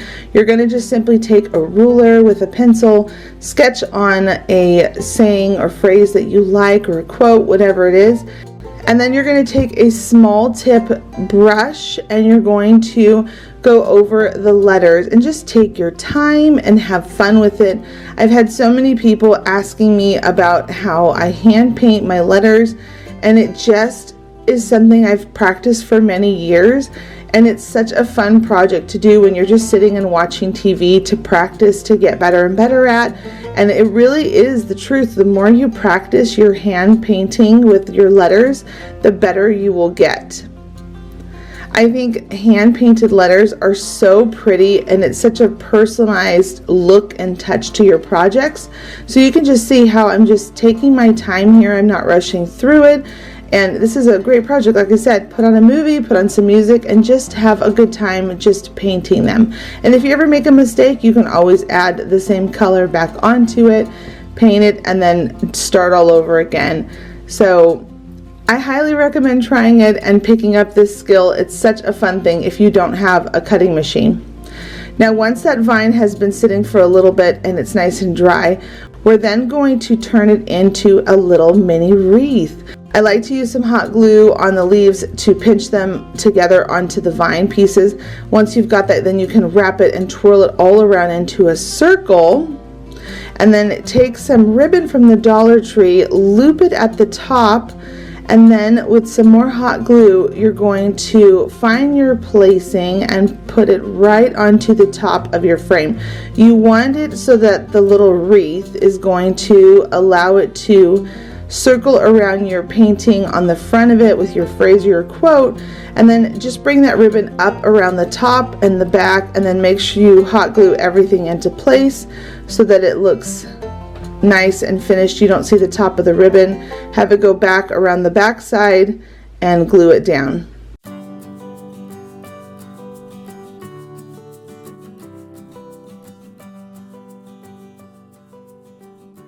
We're going to take this glass jar and this painter's tape, and this is a great project for someone who wants to try out being crafty and you're not sure yet if it's your thing or not, or if you're just looking for a cute gift idea for a teacher. You're going to lay out those 3 pieces of tape just like I did there, and now we're going to take some wrapping paper, and I love using wrapping paper because there's grid lines on the back of it. It'll help you get a nice clean shape that you're looking for. You can sketch on and follow those lines. Once you get a heart size that you like for the front of your glass, you don't want it to be too large. You're going to go ahead and trace it onto your painter's tape and then cut it out, because now we have ourselves a stencil to be able to stick onto the glass. I do this technique all the time with all kinds of shapes, and it really works well. I then put my heart on my glass and got to painting. Now, I will recommend, because you're working on glass, you should use a spray paint, but because it was super cold outside this day, I'm just showing you that you can use any paint to do it, but I will tell you that using an acrylic paint on glass over time will scratch and pull off, and spray paint does not. So if you want it to last long term, I highly recommend using spray paint if your weather allows you to go outside and spray paint. Once you've got your paint all dried, you can go ahead and pull off the painter's tape and then just kind of scratch away. If you see any little bleed throughs, it should come off really easy. Now, there are 2 ways you can do this craft idea. You can fill it with a little candy, screw the top back on it, and give it to a teacher or someone that you just care that's in your life that you love, or you can use it as a decorative item, which is what I will be doing in our home. I took some of this white sand that you can find at the Dollar Tree, and again, all of these supplies came from the Dollar Tree, but I filled up a little bit of sand at the bottom and then took some of their twine that they had, and I just wrapped it around a few times and tied a simple knot. And then the last thing is adding in a candle. This could be so pretty at weddings or for Valentine's Day. There's so much potential with this look.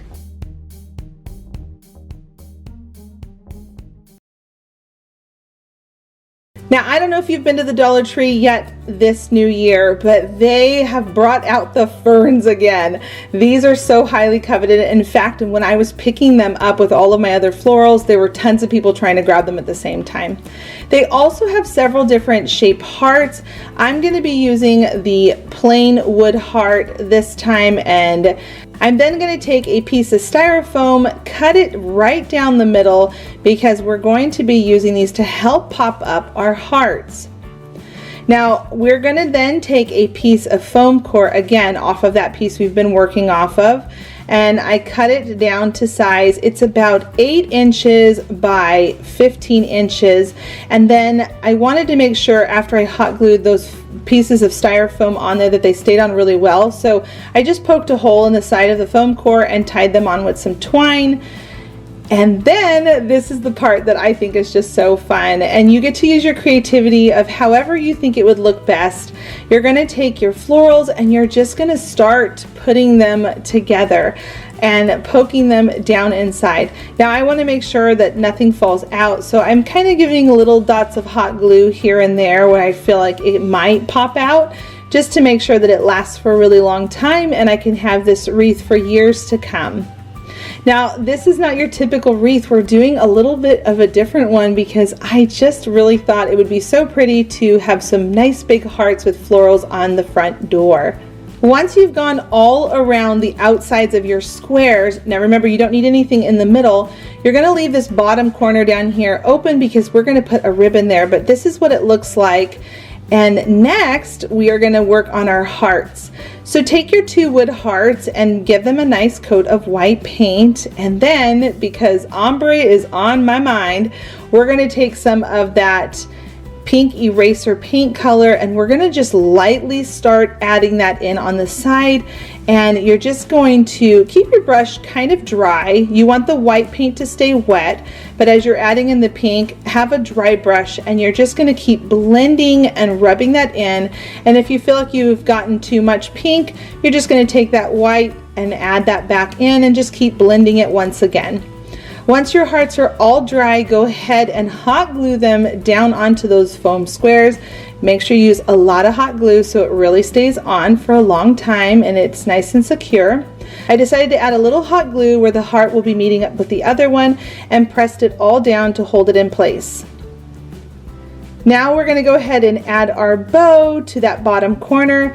I have a bow video that is coming out this next week. I cannot wait to show you all the bows and how I do them. I'm going to show ribbon and with fabric, so keep a lookout for that this next week. And then so that we can hang it up on our front door or anywhere in your house, go ahead and add some ribbon to the back. And with your Dollar Tree letter stickers, you're then going to spell out hello, love. And I just thought this was such a cute finishing touch to these hearts. They make them look like the candy hearts, and I just love how it looks. I especially love that ombre look to the hearts. It makes them just really pop and stand out even more. And then to make the hearts kind of pop out a little bit more from the flowers, I'm just taking a black Sharpie marker and I'm going around the edges with some little dashes to create that stitch look on the hearts. I just think this is so darling and anybody can do it, and the supplies are all from the Dollar Tree.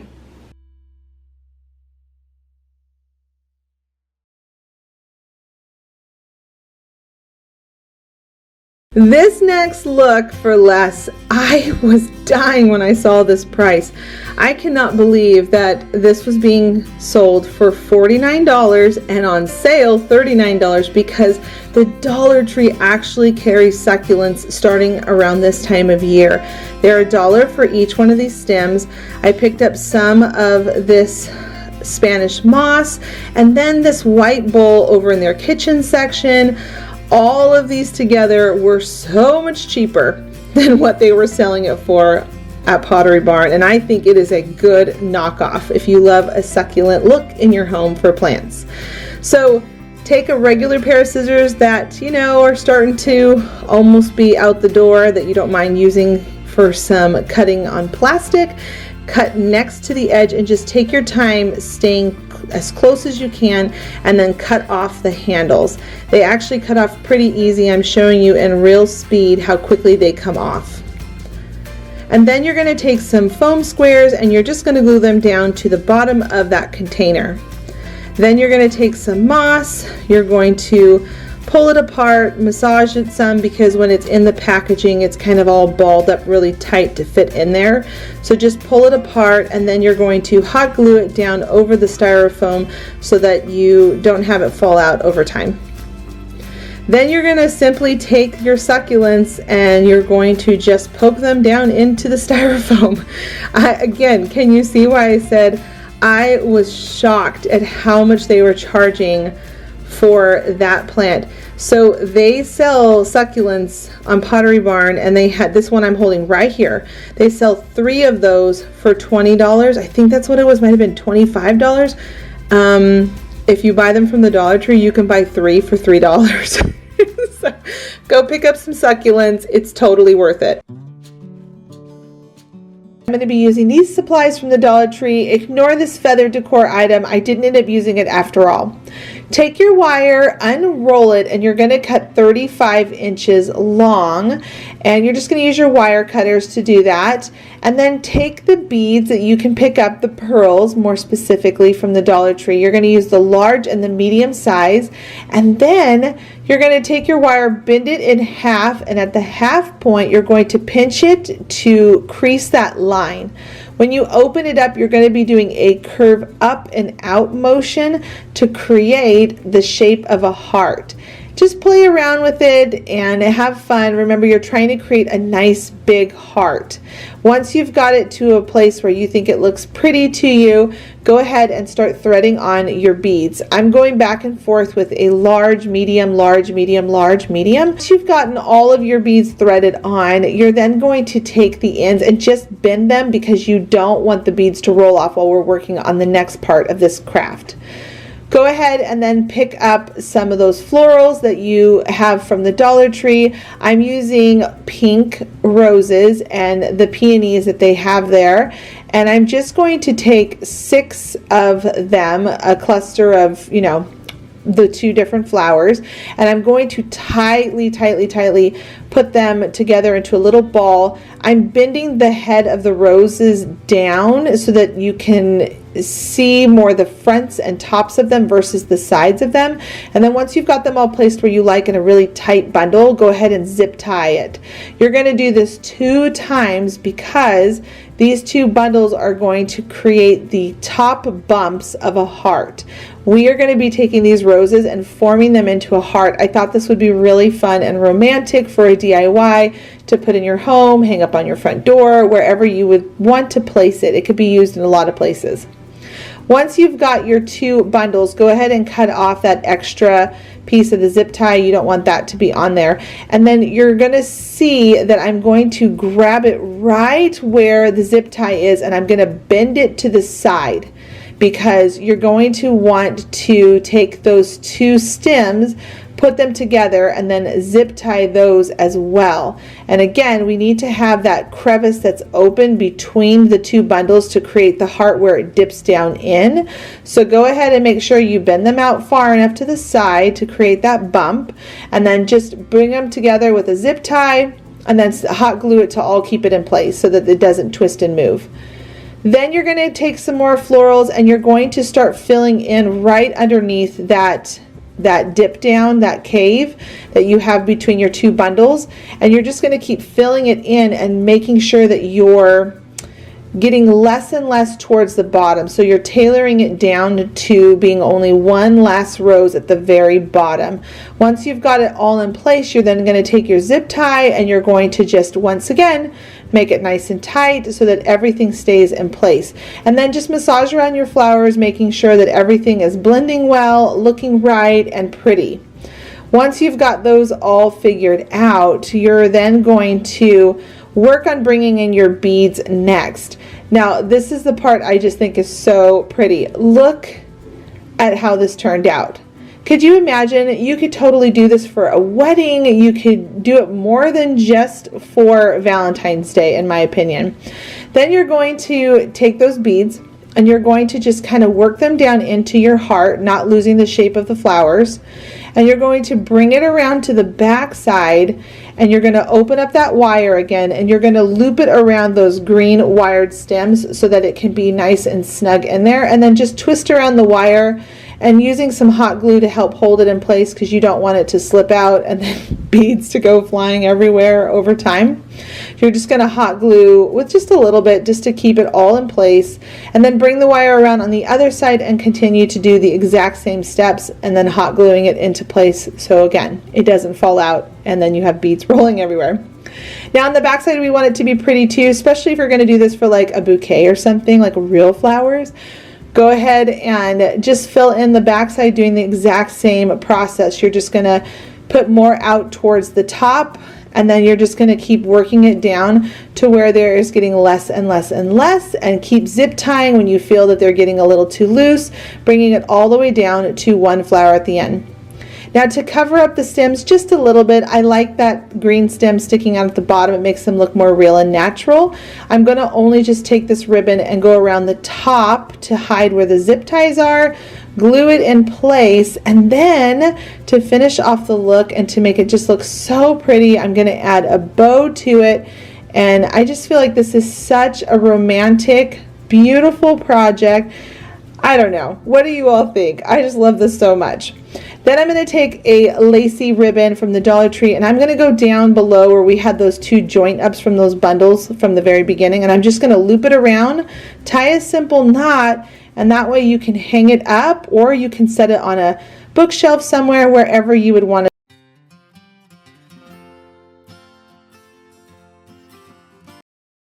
We're going to take these painter sticks that I picked up from Home Depot. They have 10 in a pack. I think they're about $1.50 for the pack. I picked up two of them, two of those packs, and then one of these wood hearts from the Dollar Tree.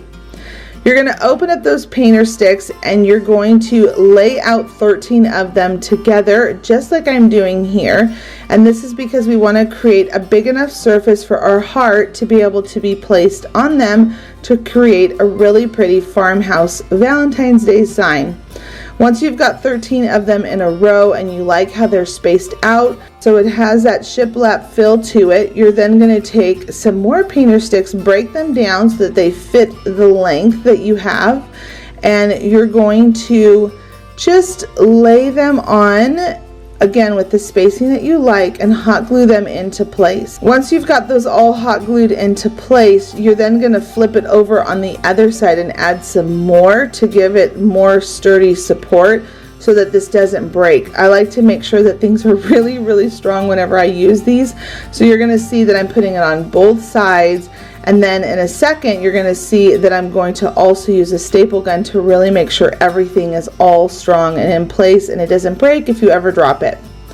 Now I get asked all the time about my staple gun. I'm going to link it down below. I bought it from Amazon. I love this thing. It's great for your craft room if you just want to be able to staple something together really quickly. And I'll also link the staples. They come with different sizes, and how I get the right staple size, I just hold it up to the actual product just to make sure that it's the right size. Then I'm going to take some white paint and some water in a cup, and I'm just going to whitewash my really cute background for this project. I think it has a really great shiplap feel to it. So I'm going to come back in again with that black and brown wood stain that I did earlier to show you all that you can create with paint. And then you're just going to go over your heart, the whole thing. Now you're going to see that when I was picking it up, I actually had a white painted thumb. You can see it right there on the heart. Sometimes that happens where you touch things, and it's okay. We're going to cover it up with a bow in a few seconds here on this project, but go ahead and go over the whole heart with that wood stain that we created. And then once you've got the sides all covered and the top all covered, you're going to let it sit over to the side and let it dry for a few moments. Now I wanted to create more of a distressed wood, beech wood look to it, so I'm going to take some light gray. This was a clay gray that I picked up from Walmart, and then you're just going to lightly dry brush all over it just to distress it a little bit more and to create more of a beachy weather feel. You could paint this wood whatever color you want. If you wanted to go really traditional, you could do pink and red. It's up to you as the artist to be able to play with the colors. I've had a couple people say, why so much farmhouse look on my projects, and it's really just what's trending right now, but I have some other projects coming up in the future that are not going to be so farmhouse.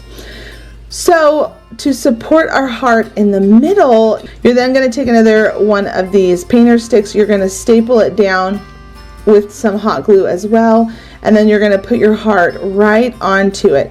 and I want to make sure that this really stays on well. So I'm going to put some hot glue first, and this heart is going to cover up those seams where we brought together those painter sticks. And then you're going to take your staple gun and you're going to staple it on the sides where your bow is going to be covering them up. So I'm using 3 staples on it, 1 in the center where that middle part is and 2 on the other side. And then this bow is going to go right on it so you don't even see those staples anymore, and it has a really pretty clean finished look. Now, I've had so many people asking, where is the bow video? It's coming, I promise.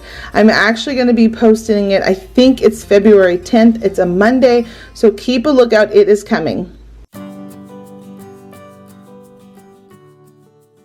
Now, this next craft is probably the one I'm most excited to share with all of you. I don't know if any of you have been to Disneyland before and have gone down Main Street, but there's this little shop where you can get silhouettes hand cut out, and they charge a fortune for them. I love making these. I've made these for years, and people always ask me how I know how to do them, and I'm going to show my secret trick on how I do it. So first, you saw me taking a picture of my son, and you want to make sure the picture is on a white background. You can tell here that my printer was actually almost out of ink, so ignore that part. Real life, people. But you're going to have them face looking out away from the camera, have them stand up straight and tall, and get them in a comfortable looking position, but yet where you get a good shot of their silhouette. Then you're going to take your picture, print it out just like you saw me do, and then you're going to simply cut out all of those pictures. Once you've got them all cut out, you're going to take whatever cardstock you want. For Valentine's Day, I decided to go with pink and blue because I thought that would be really cute displayed in our home. And then you're going to simply trace them. Now, I think it's important to note the best results is make sure you print on photo paper because it is a great template when you're trying to trace onto a piece of cardstock. And then using a small pair of scissors works best, being able to cut out all these teeny tiny details on the silhouette. Take your time going around, don't rush it. I think that is one of the most important steps that I can share because you don't want to accidentally cut off a nose or a lip. Once you've got it all cut out, just check it over a little bit to make sure that there aren't any spots that you missed with the pencil lines, and then you're going to take that picture frame and you're going to take it apart because you want to get that little paper advertisement that's on the inside. You're going to lay that on a piece of cardstock to make sure that you have the right white cardstock width size, and then you're going to cut it down. And once you've got that all figured out, you're then going to use adhesive. Now, you could technically use hot glue if you don't have, you know, crafting adhesive. Like I'm going to use my tape gun, you're going to see here, and I love this thing. I use it all the time whenever I'm crafting. But you're going to use whatever kind of adhesive you have on hand, and then you're just going to simply stick it right in the center. Make sure you check it in the frame so that you know that it's nice and centered, not kind of twisted or anything weird. And then you're just going to simply put it all back in place.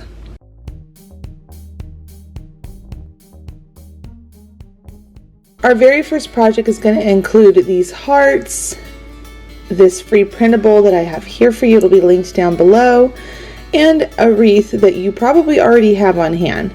You're going to take that free printable, print it out, glue it to a piece of foam core, and then cut it out with an X-Acto knife. I skipped over showing that step just because I figured most of you will be able to know how to do that really quickly. And then I took some twine and glued that to the back of the little printable of this cute vintage Cupid. Once the hot glue and twine was all glued in place, you're just going to put that over to the side and pull out the hearts next. These hearts are from the Dollar Tree, and I love that they had red and pink ones right now. And then you're going to just figure out the length that you need the stick. Cut them down to size so that way you can tuck them down into the wreath form so that it holds them all into place. When the hot glue is dry on the Cupid, you're going to take that little guy and you're going to take the twine and use it to tie around the wreath. because this is a wreath I'm sure you use all year long just like I do, but you want to spruce it up for Valentine's Day. Go ahead and take the twine, wrap it around the back side of the wreath, and then just simply tie it in place so that way you can take it off when you're done with the season and the holiday. I love this idea just because if you're not super big into decorating for holidays, you don't really have to go out and buy a whole bunch of stuff. You just take a little picture of something that is for the holiday and a really small little hearts just like this, and when you're done you can take it all out. Once your little cupid's tied in place, take your hearts and just push them down into your wreath. When it comes to putting in the hearts, I like to mix up the pattern. I do a red, then a pink, then a red, then a pink. That way so I don't accidentally put all the reds on one side and all the pink on one side and I run out of the color, and then it's more evenly dispersed. I just think the impact of these little hearts are so cute, and it seriously took me all of about 5-10 minutes to do this project. I think the most time was just gluing down the cute little cupid and cutting it out of the foam core. Once you have your hearts all in place, you're then going to take some ribbon to your liking. All of these ribbons came from the Dollar Tree. Put some twine on the back of it so that you can bring that up underneath the cupid and then be able to also tie that to the wreath. Now, you don't have to add this ribbon if this is still too much for you and you like it to be really simple with the cupid and the hearts, or if you like just having the hearts, that's totally fine too. That's the cool thing about decorating for holidays. You get to do it to your liking and you can add as much or as little as you'd like.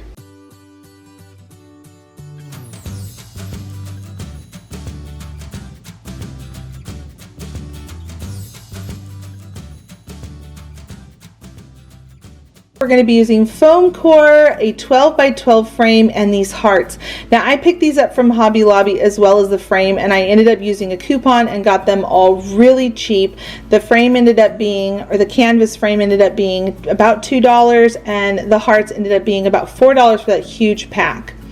So go ahead and remove the fabric as you just saw me do there, and then you're going to cut out a piece of foam core that fits the back side of that 12 by 12 wood frame. Once you've got that all figured out, you're going to go ahead and lay them on top of each other. Don't glue them yet. Lay them on top of each other with the ruler, and you're going to go and freehand X's and O's. Now, if you don't feel comfortable doing this by freehand, you could always use a stencil, you could always use a stamp, but I felt pretty comfortable doing it by hand, so you're seeing me do it here first with pencil, and then I'm going to go over it with a Sharpie marker.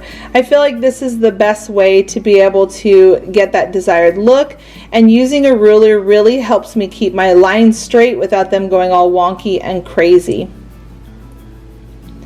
Now, while that is over to the side, I'm going to go ahead and paint my frame a really cute, pretty slate, kind of a clay gray color, and I only gave it one coat because I wanted to make sure the wood still kind of popped through.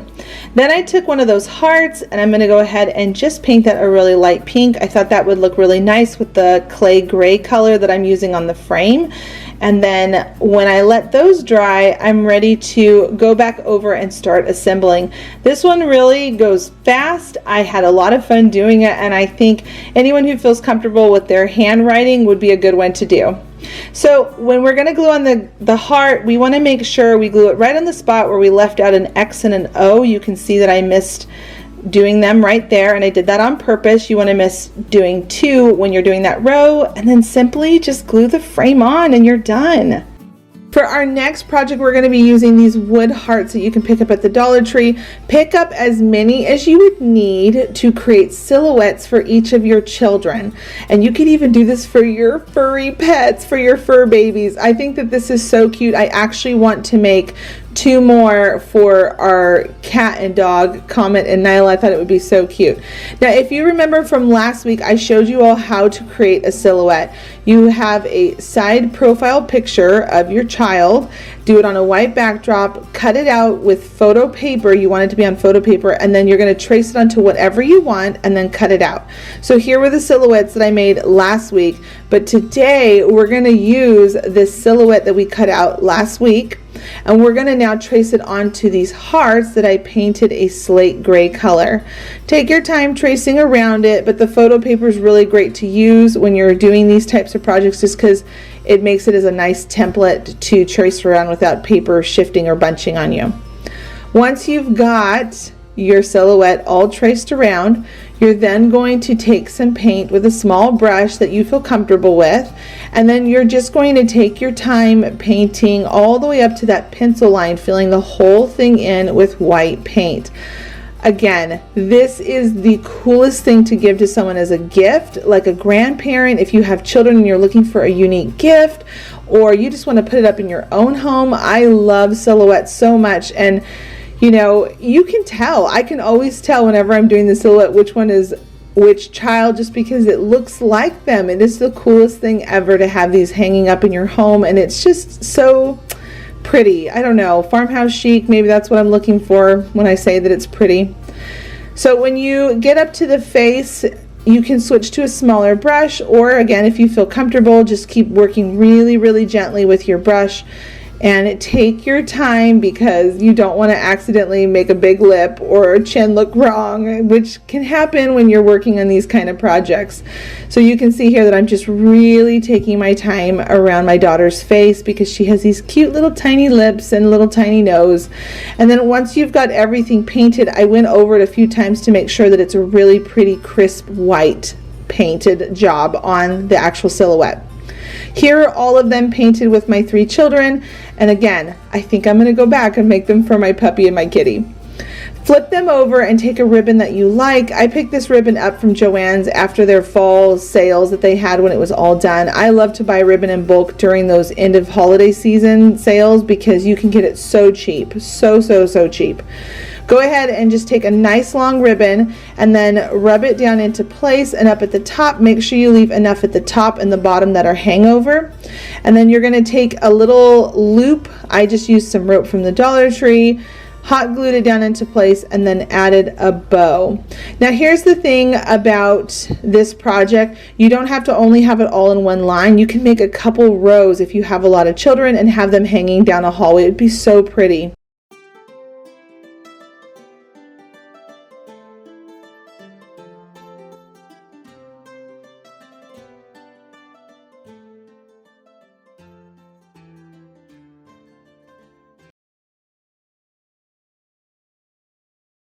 I really am torn knowing which one is my favorite project that I did for this video today, because I love all 3 of these so much.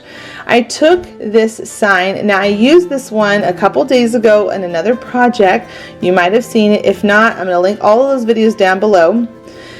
But go ahead and pull off the metal heart, and this one successfully did not rip or do anything weird to the actual sign, which was great. Once I had that off and the ribbon, I took some cream paint. It's a very ivory kind of creamy color, and I painted it all over the surface. When it dried, I went back in with some white and then started adding that in with a nice dry brush effect. A dry brush effect means don't have a bunch of paint on it. You want to keep blotting it off on a paper towel, and you just keep adding in the color.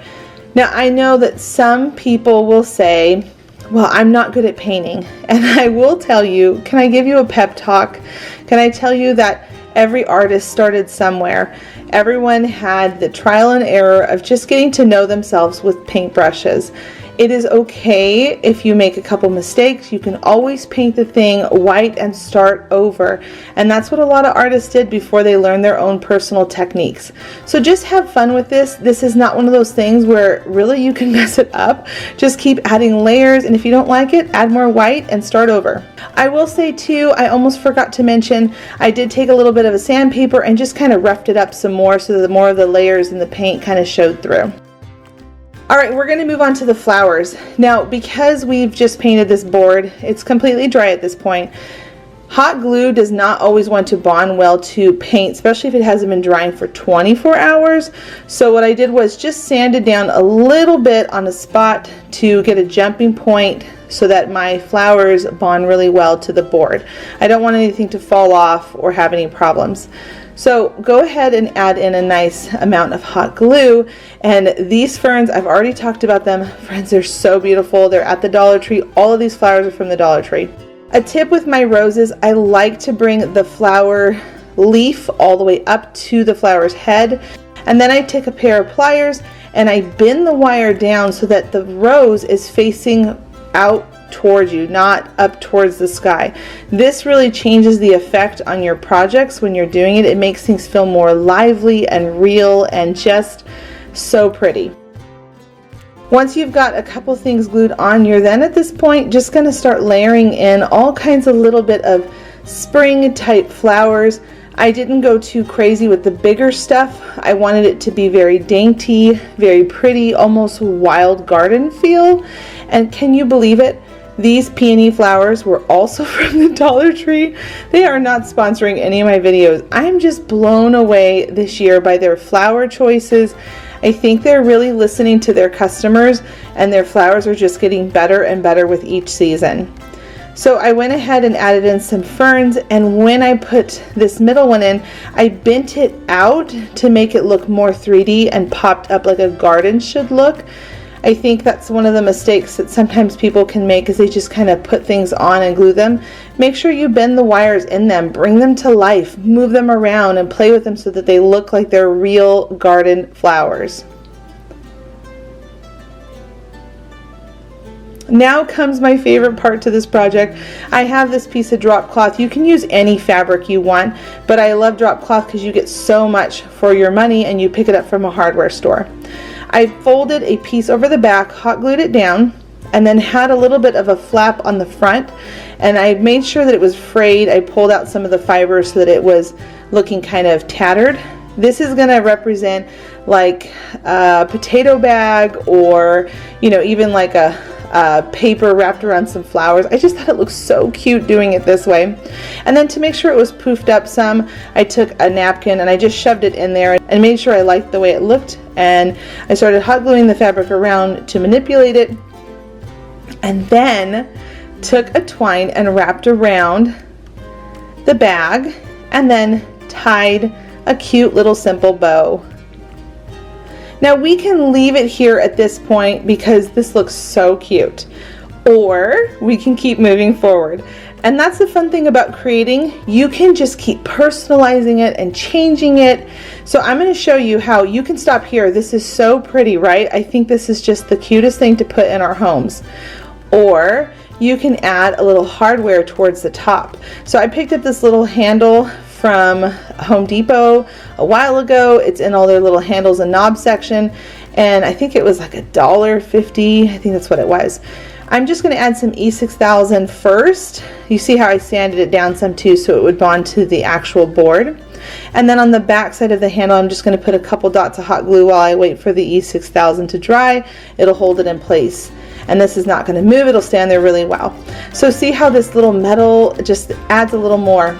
Now we could stop there, or we can keep going, which is what I'm going to do. I've decided to use a line from a really pretty hymn that I love that we sing at church, which is "Love is Spoken Here." I just loved it. And then at the very end, to seal it all in, I used some more Mod Podge, and we are now finished.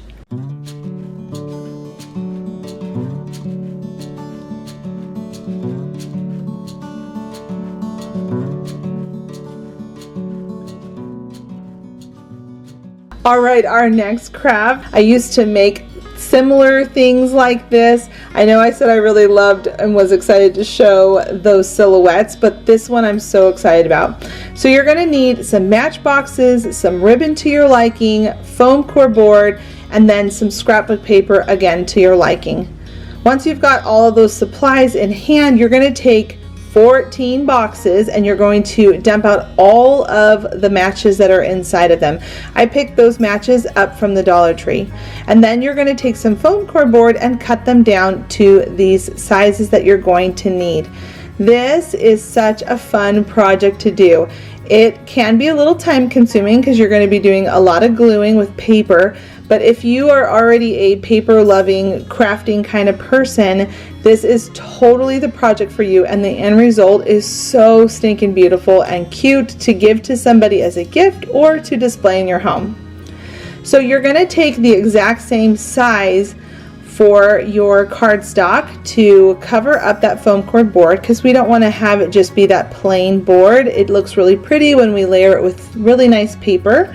And then you're going to flip it over to the other side And before you put down more paper, you're going to take some ribbon, just like you're seeing me do here. And I think this ribbon is about 4 inches long. You don't have to make it this long, but I just like to make sure that nothing ever slips out, things stay in place. And you're going to just glue down your 4 ribbons. And you're going to notice how my foam core boards have a gap in between them, because if they are butted up too close to each other, you're going to have a problem when you try to close this, because we are making a little book spine. Once you've got that ribbon in place and you check to make sure that you can bend it nicely without having any issues, you're then going to go ahead and open it back up, and using again the same sizing as those foam cord pieces, and you're going to put on some more paper. At this point I'm using my hot glue gun because I want you to see that you can use hot glue with these kind of projects. I know back in the day when I used to be in the scrapbook industry, nobody would ever want it to use anything other than acid-free adhesive tape, and I loved it. It was a great product, but realistically you can use hot glue, or you can use Elmer's glue when you're doing those kind of things. It's just over time that sometimes you can see those glue, I don't know, signs coming through on your pictures, which is the reason why scrapbookers don't like to use anything that has that, I can't remember what it was called, but like an acidy tape. Anyway, so go ahead and glue all of your paper down on your spine book. And then at that point, you're going to take 2 smaller pieces just by a hair, so you see that pretty cream border around it, and you're going to sandwich in a ribbon and hot glue on the cover. Now flip it back over to the inside, and you're going to figure out your placement with all of your little matchboxes. I love these little things. I think they are the cutest little boxes, and you can put so many things inside of them that are just cute little treats or little sayings, or I don't know, just things that would make someone feel special leading up to Valentine's Day. And you can also do this for someone for their birthday. You can do even more matchboxes and count down all the way to their birthday. You just would have to figure out the dimensions for the box. So I might do another one in the future if you girls are all interested in seeing one done in a larger setting for a birthday. Then you're going to take some ribbon, open up the box, and you are going to glue the 2 ends together, because we want to be able to create a little mini tab to be able to pull the box open. So put a tiny little bead of glue right inside, push it down, and now you can open the box without any issues. Once you've got all the boxes done, you're then going to take whatever pattern paper you would like, or cardstock, and then you're just going to simply wrap it around the box and hot glue it all into place. This is probably the most consuming part with time, just because there's a lot of gluing and cutting, but again, if you are a paper crafter, like I said, this is the project for you. It's so fun to make these.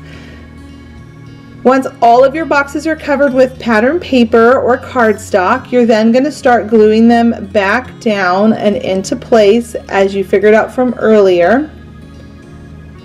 And then just make sure you take your time gluing them down, because you're working with paper. Once it goes down, if you try to pick it back up, it is going to just rip the paper, and it's going to be such a heartbreak. I have had things like that happen before, so I always like to check twice, make sure things are in place before I start really gluing things down.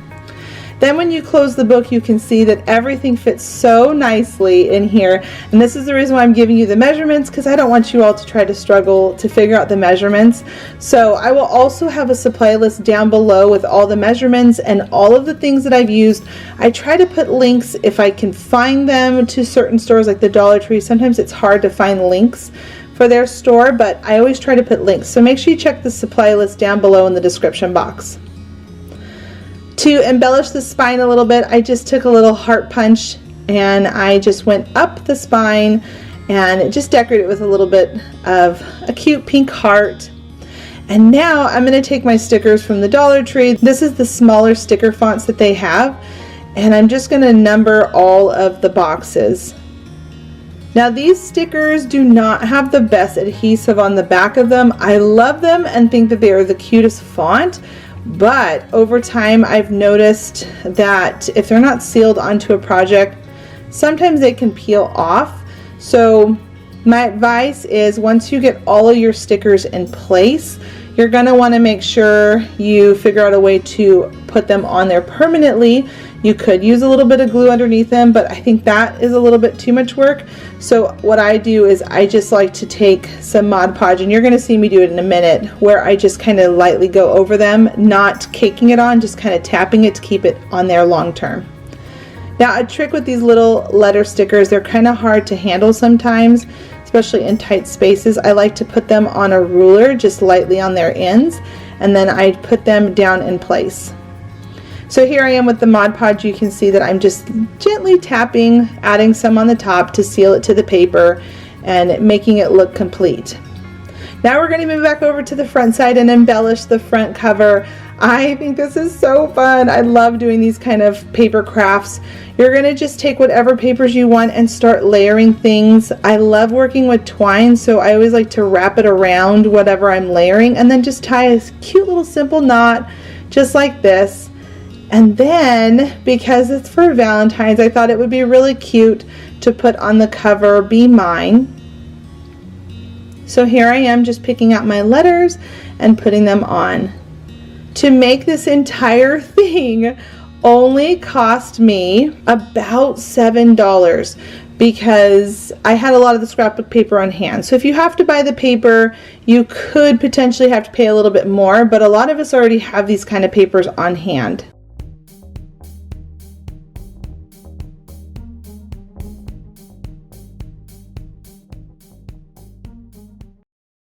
The next project I'm going to be working on are with some ribbon and flowers I found after Christmas season. Now they do sell pink throughout the Christmas season, and usually it's a frosty pink snow covered type flower, which is what this is. These things were $19.99 and I picked them up for $2.88 for each bundle, which was just crazy. So I ended up saving so much money. To create a form to stay on budget, I like to take some foam core. I will use a pizza pan of some sort, and you can pick those up at the Dollar Tree, and then trace a big circle. And the circle does not have to be perfect. You can see that I'm cutting it wonky here. I'm just showing you that a fast circle is all you really need. And then you're going to cut away from that line and then on the inside of that line to make sure you have a nice thick frame. I cut off all of the flower heads, and then I also took off all of the leaves because I wanted to use those as well. Start by taking your hot glue and gluing down the leaves onto that circle that we cut out earlier, and then I'm just kind of switching up the direction of the leaves so it looks fuller. Be careful not to burn your fingers on this one because I did several times.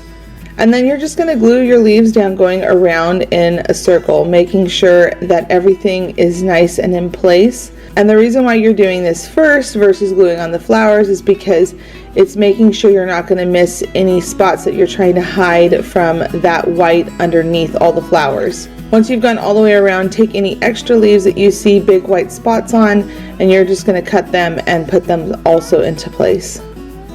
So at this point we've covered around the circle pretty well, and the flowers should cover up the rest of the white. Now I've decided to go back and forth with a white pink white pattern. I just thought it was so pretty doing it this way.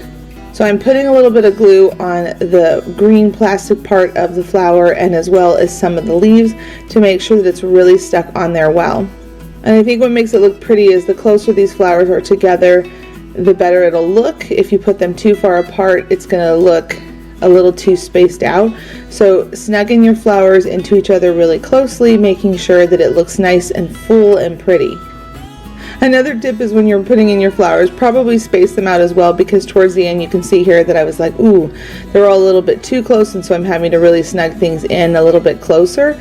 I didn't think to space them all out first, which I should have, but it's okay because again, you want them to look snug and close. So I'm just kind of squishing them in here towards the end, but they still look really great and you can't even tell that that was an issue. Then you're going to take some ribbon on the back side. I used about a 7 to 8 inch strip of ribbon first, and I laid that down, and then I hot glued that to a bow with a twine loop smushed between it. This is going to allow you to be able to hang it up, and it's going to look just so pretty on your front door.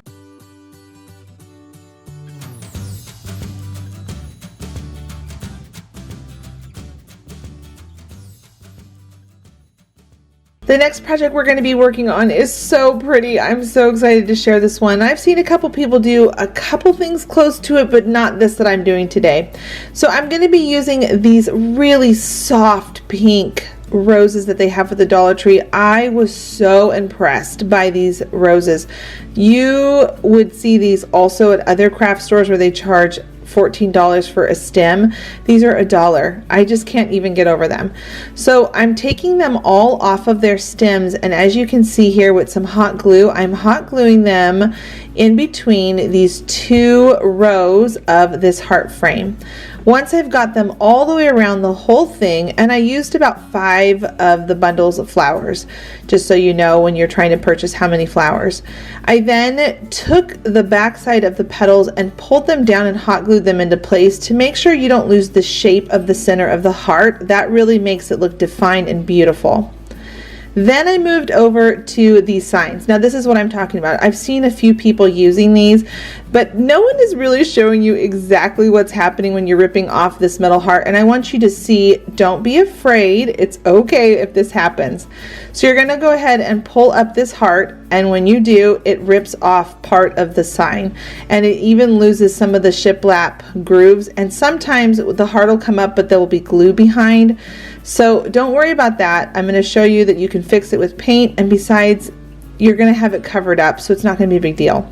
The other thing I wanted to show is that a lot of people are painting these lines first, and the depth or how deep the groove is on the shiplap piece is not deep enough when you go over with a regular brush. So just paint it all first. I wanted you girls to see that this was one of those things that I recommend painting it first. Don't even do the step of doing the shiplap because it'll just get covered up by regular paint. So once you've got a nice thick layer of paint all over these signs, you're then ready to move on to distressing them and putting back in those shiplap lines. So here I am, I'm going back in with a really thin brush. Arteza actually sent me these tiny thin brushes, and I love them. Oh my word, they're such cool brushes. I'll link them down below if you are looking for some small brushes that are in a kit. And then because I'm going to be bringing these 2 signs together, I took a piece of foam core board, cut it down to size, and painted that black strip down the middle, and you'll see in a minute why I did that. So I'm moving on to distressing these 2 pieces. I want it to look more shiplappy and more weathered like beech driftwood, and I'm just adding in some really light dry brushing. And what that means is you get a little bit of paint and blot most of it off of your brush, and then just keep rubbing on that very light layer of paint. I went with the dark paint first, and then I added in some white. Then I went to go and glue them onto the foam core board. I know some people are putting these together with popsicle sticks on the back, and I just think this looks so much better to finish it.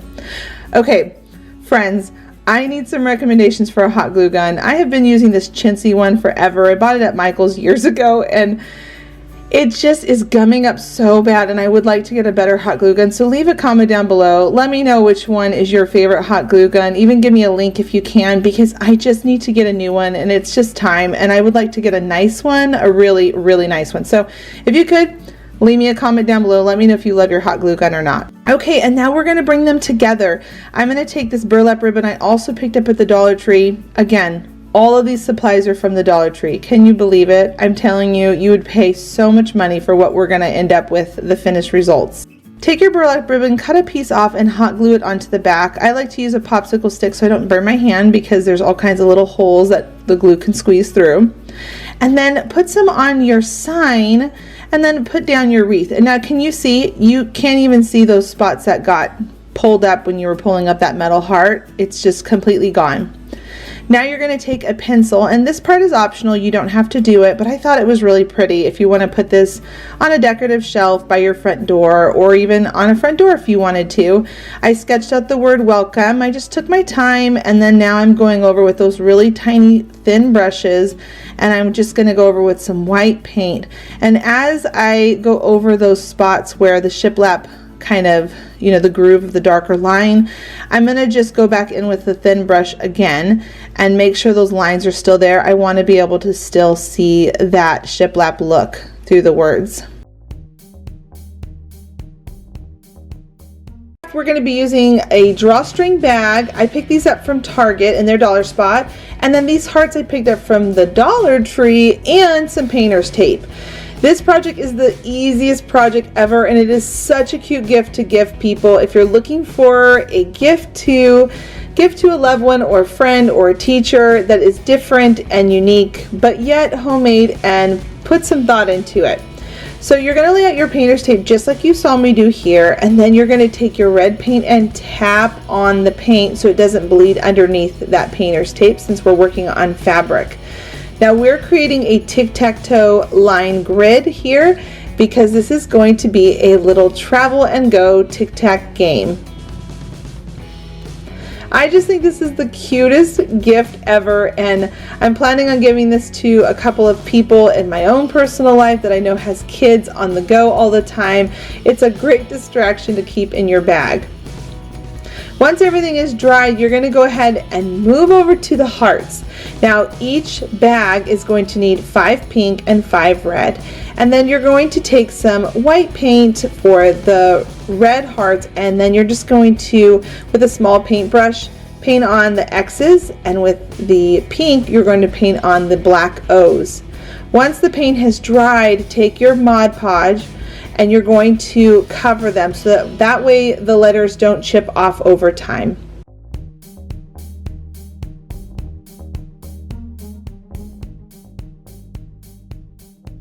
My final project I'm going to be sharing today is with the most simplest supplies to make yourself a really cute farmhouse sign. I'm going to take the large painter sticks that you can pick up at Home Depot, foam cord, my saw, and my little miter saw box. I love this thing. I use it all the time. And what you're going to do is you're going to go to the very top point of your painter stick and then cut at that angle. And you're going to do this on all of your pieces of wood. You want to make sure that it is a nice, great angled cut, because when you put them all together, it's going to create your frame. It's going to miter those edges together. So you're going to need 2 that are 16 by 5 inches long and 2 that are 6 inches by long. And then you're going to take some foam core and you're going to cut out those same dimensions. So 16.5 by 6. And once you've got your foam core cut out, you then can move on to the next step. But isn't it just amazing? I mean, so far we've only spent $2, and you're going to make the most beautiful sign when we're done, and you can customize this however you want. I mean, it is just, the possibilities are endless. In the fall time I made another one of these, but I did it with pumpkins. If you go back and look in my channel's gallery, you'll see it, and it was such a fun project. It turned out so cute. I'll link it down below if you girls want to see it. Anyway, so I painted the board pink because I wanted it to be a really pretty soft pink, and then I'm doing a white wash with a little bit of a gray hue to my wood pieces. I'm just putting on the paint, and then I'm actually taking a wipey and wiping off some of it, and then adding a little bit of gray, massaging it in, wiping it off again until I get that weathered, beachy farmhouse look that I'm looking for on this frame, and just kind of distressing it with the gray paint, and again massaging it, wiping it off. And then once I've got the desired look that I want, I went back in a second time to paint the board because I wanted to make sure that the pink was really, really vibrant and pretty. And you could do this on white, but I decided to start with a black foam core board because I've got a lot of black foam core board that I've got to start using. Anyway, once I've painted it twice, I then took some hot glue, and then I just simply glued on and mitered my edges together with my painter sticks to create a frame on that foam core board. Can you believe this? This was only, at this point, this was only $2 because the 3 painter sticks that come in the pack, I use them for the longer pieces, and the 2 smaller pieces came off of that 3rd piece. So super affordable DIY. Then I'm going to take some stickers from the Dollar Tree. I love these stickers. I love this font. And I'm going to just write on a phrase that I thought would be really cute for Valentine's Day. Super simple. You're just going to figure out your placement that you want. I've figured out that you can do 2 rows on this with whatever you want to put. So you can either center it directly in the middle with maybe a family name or Happy Valentine's Day, whatever you want. But you can put 2 rows of letters. So I first tried to put P.S. I love. Oh, I ran out of room. So I decided to do a heart instead in the middle. And I'm going to say you, P.S. I, you, and then put a heart in the middle, which you're going to see me do here in a second. But once you've got everything all figured out, I like to stick it onto the frame's edge first so I don't accidentally pull anything up off of that foam core board. And then once I know my spacing, I just stick them down, and then I added my heart and I put some twine on it. I thought it would be cute to add some twine, a little bow. Like I've said in past videos, I love little bows. And then underneath it, instead of just stopping at P.S. I love you, I put forever because I'm all about loving my family forever and ever for eternity. So I went ahead and just stuck all of those down as well. So do you see what I mean? How you can get 2 rows of words on here? It's really great. You can put a lot of things on here, which could be really fun to customize these frames. Then you're going to go ahead and distress it a little. I love these letters, but I want to make it look a little more weathered and farmhouse, so I'm going to dry brush right on top of these black stickers. It's a really simple process. You're just going to take a tiny bit of paint, you're going to tap it onto a napkin, and then just keep brushing again and again and again, and it starts to weather the look. Woo! We made it to the end. Thanks so much for watching today. I hope you felt inspired and you will give some of these DIYs a try. Thanks for being my friend, and until the next episode, bye homegirls and crafting friends.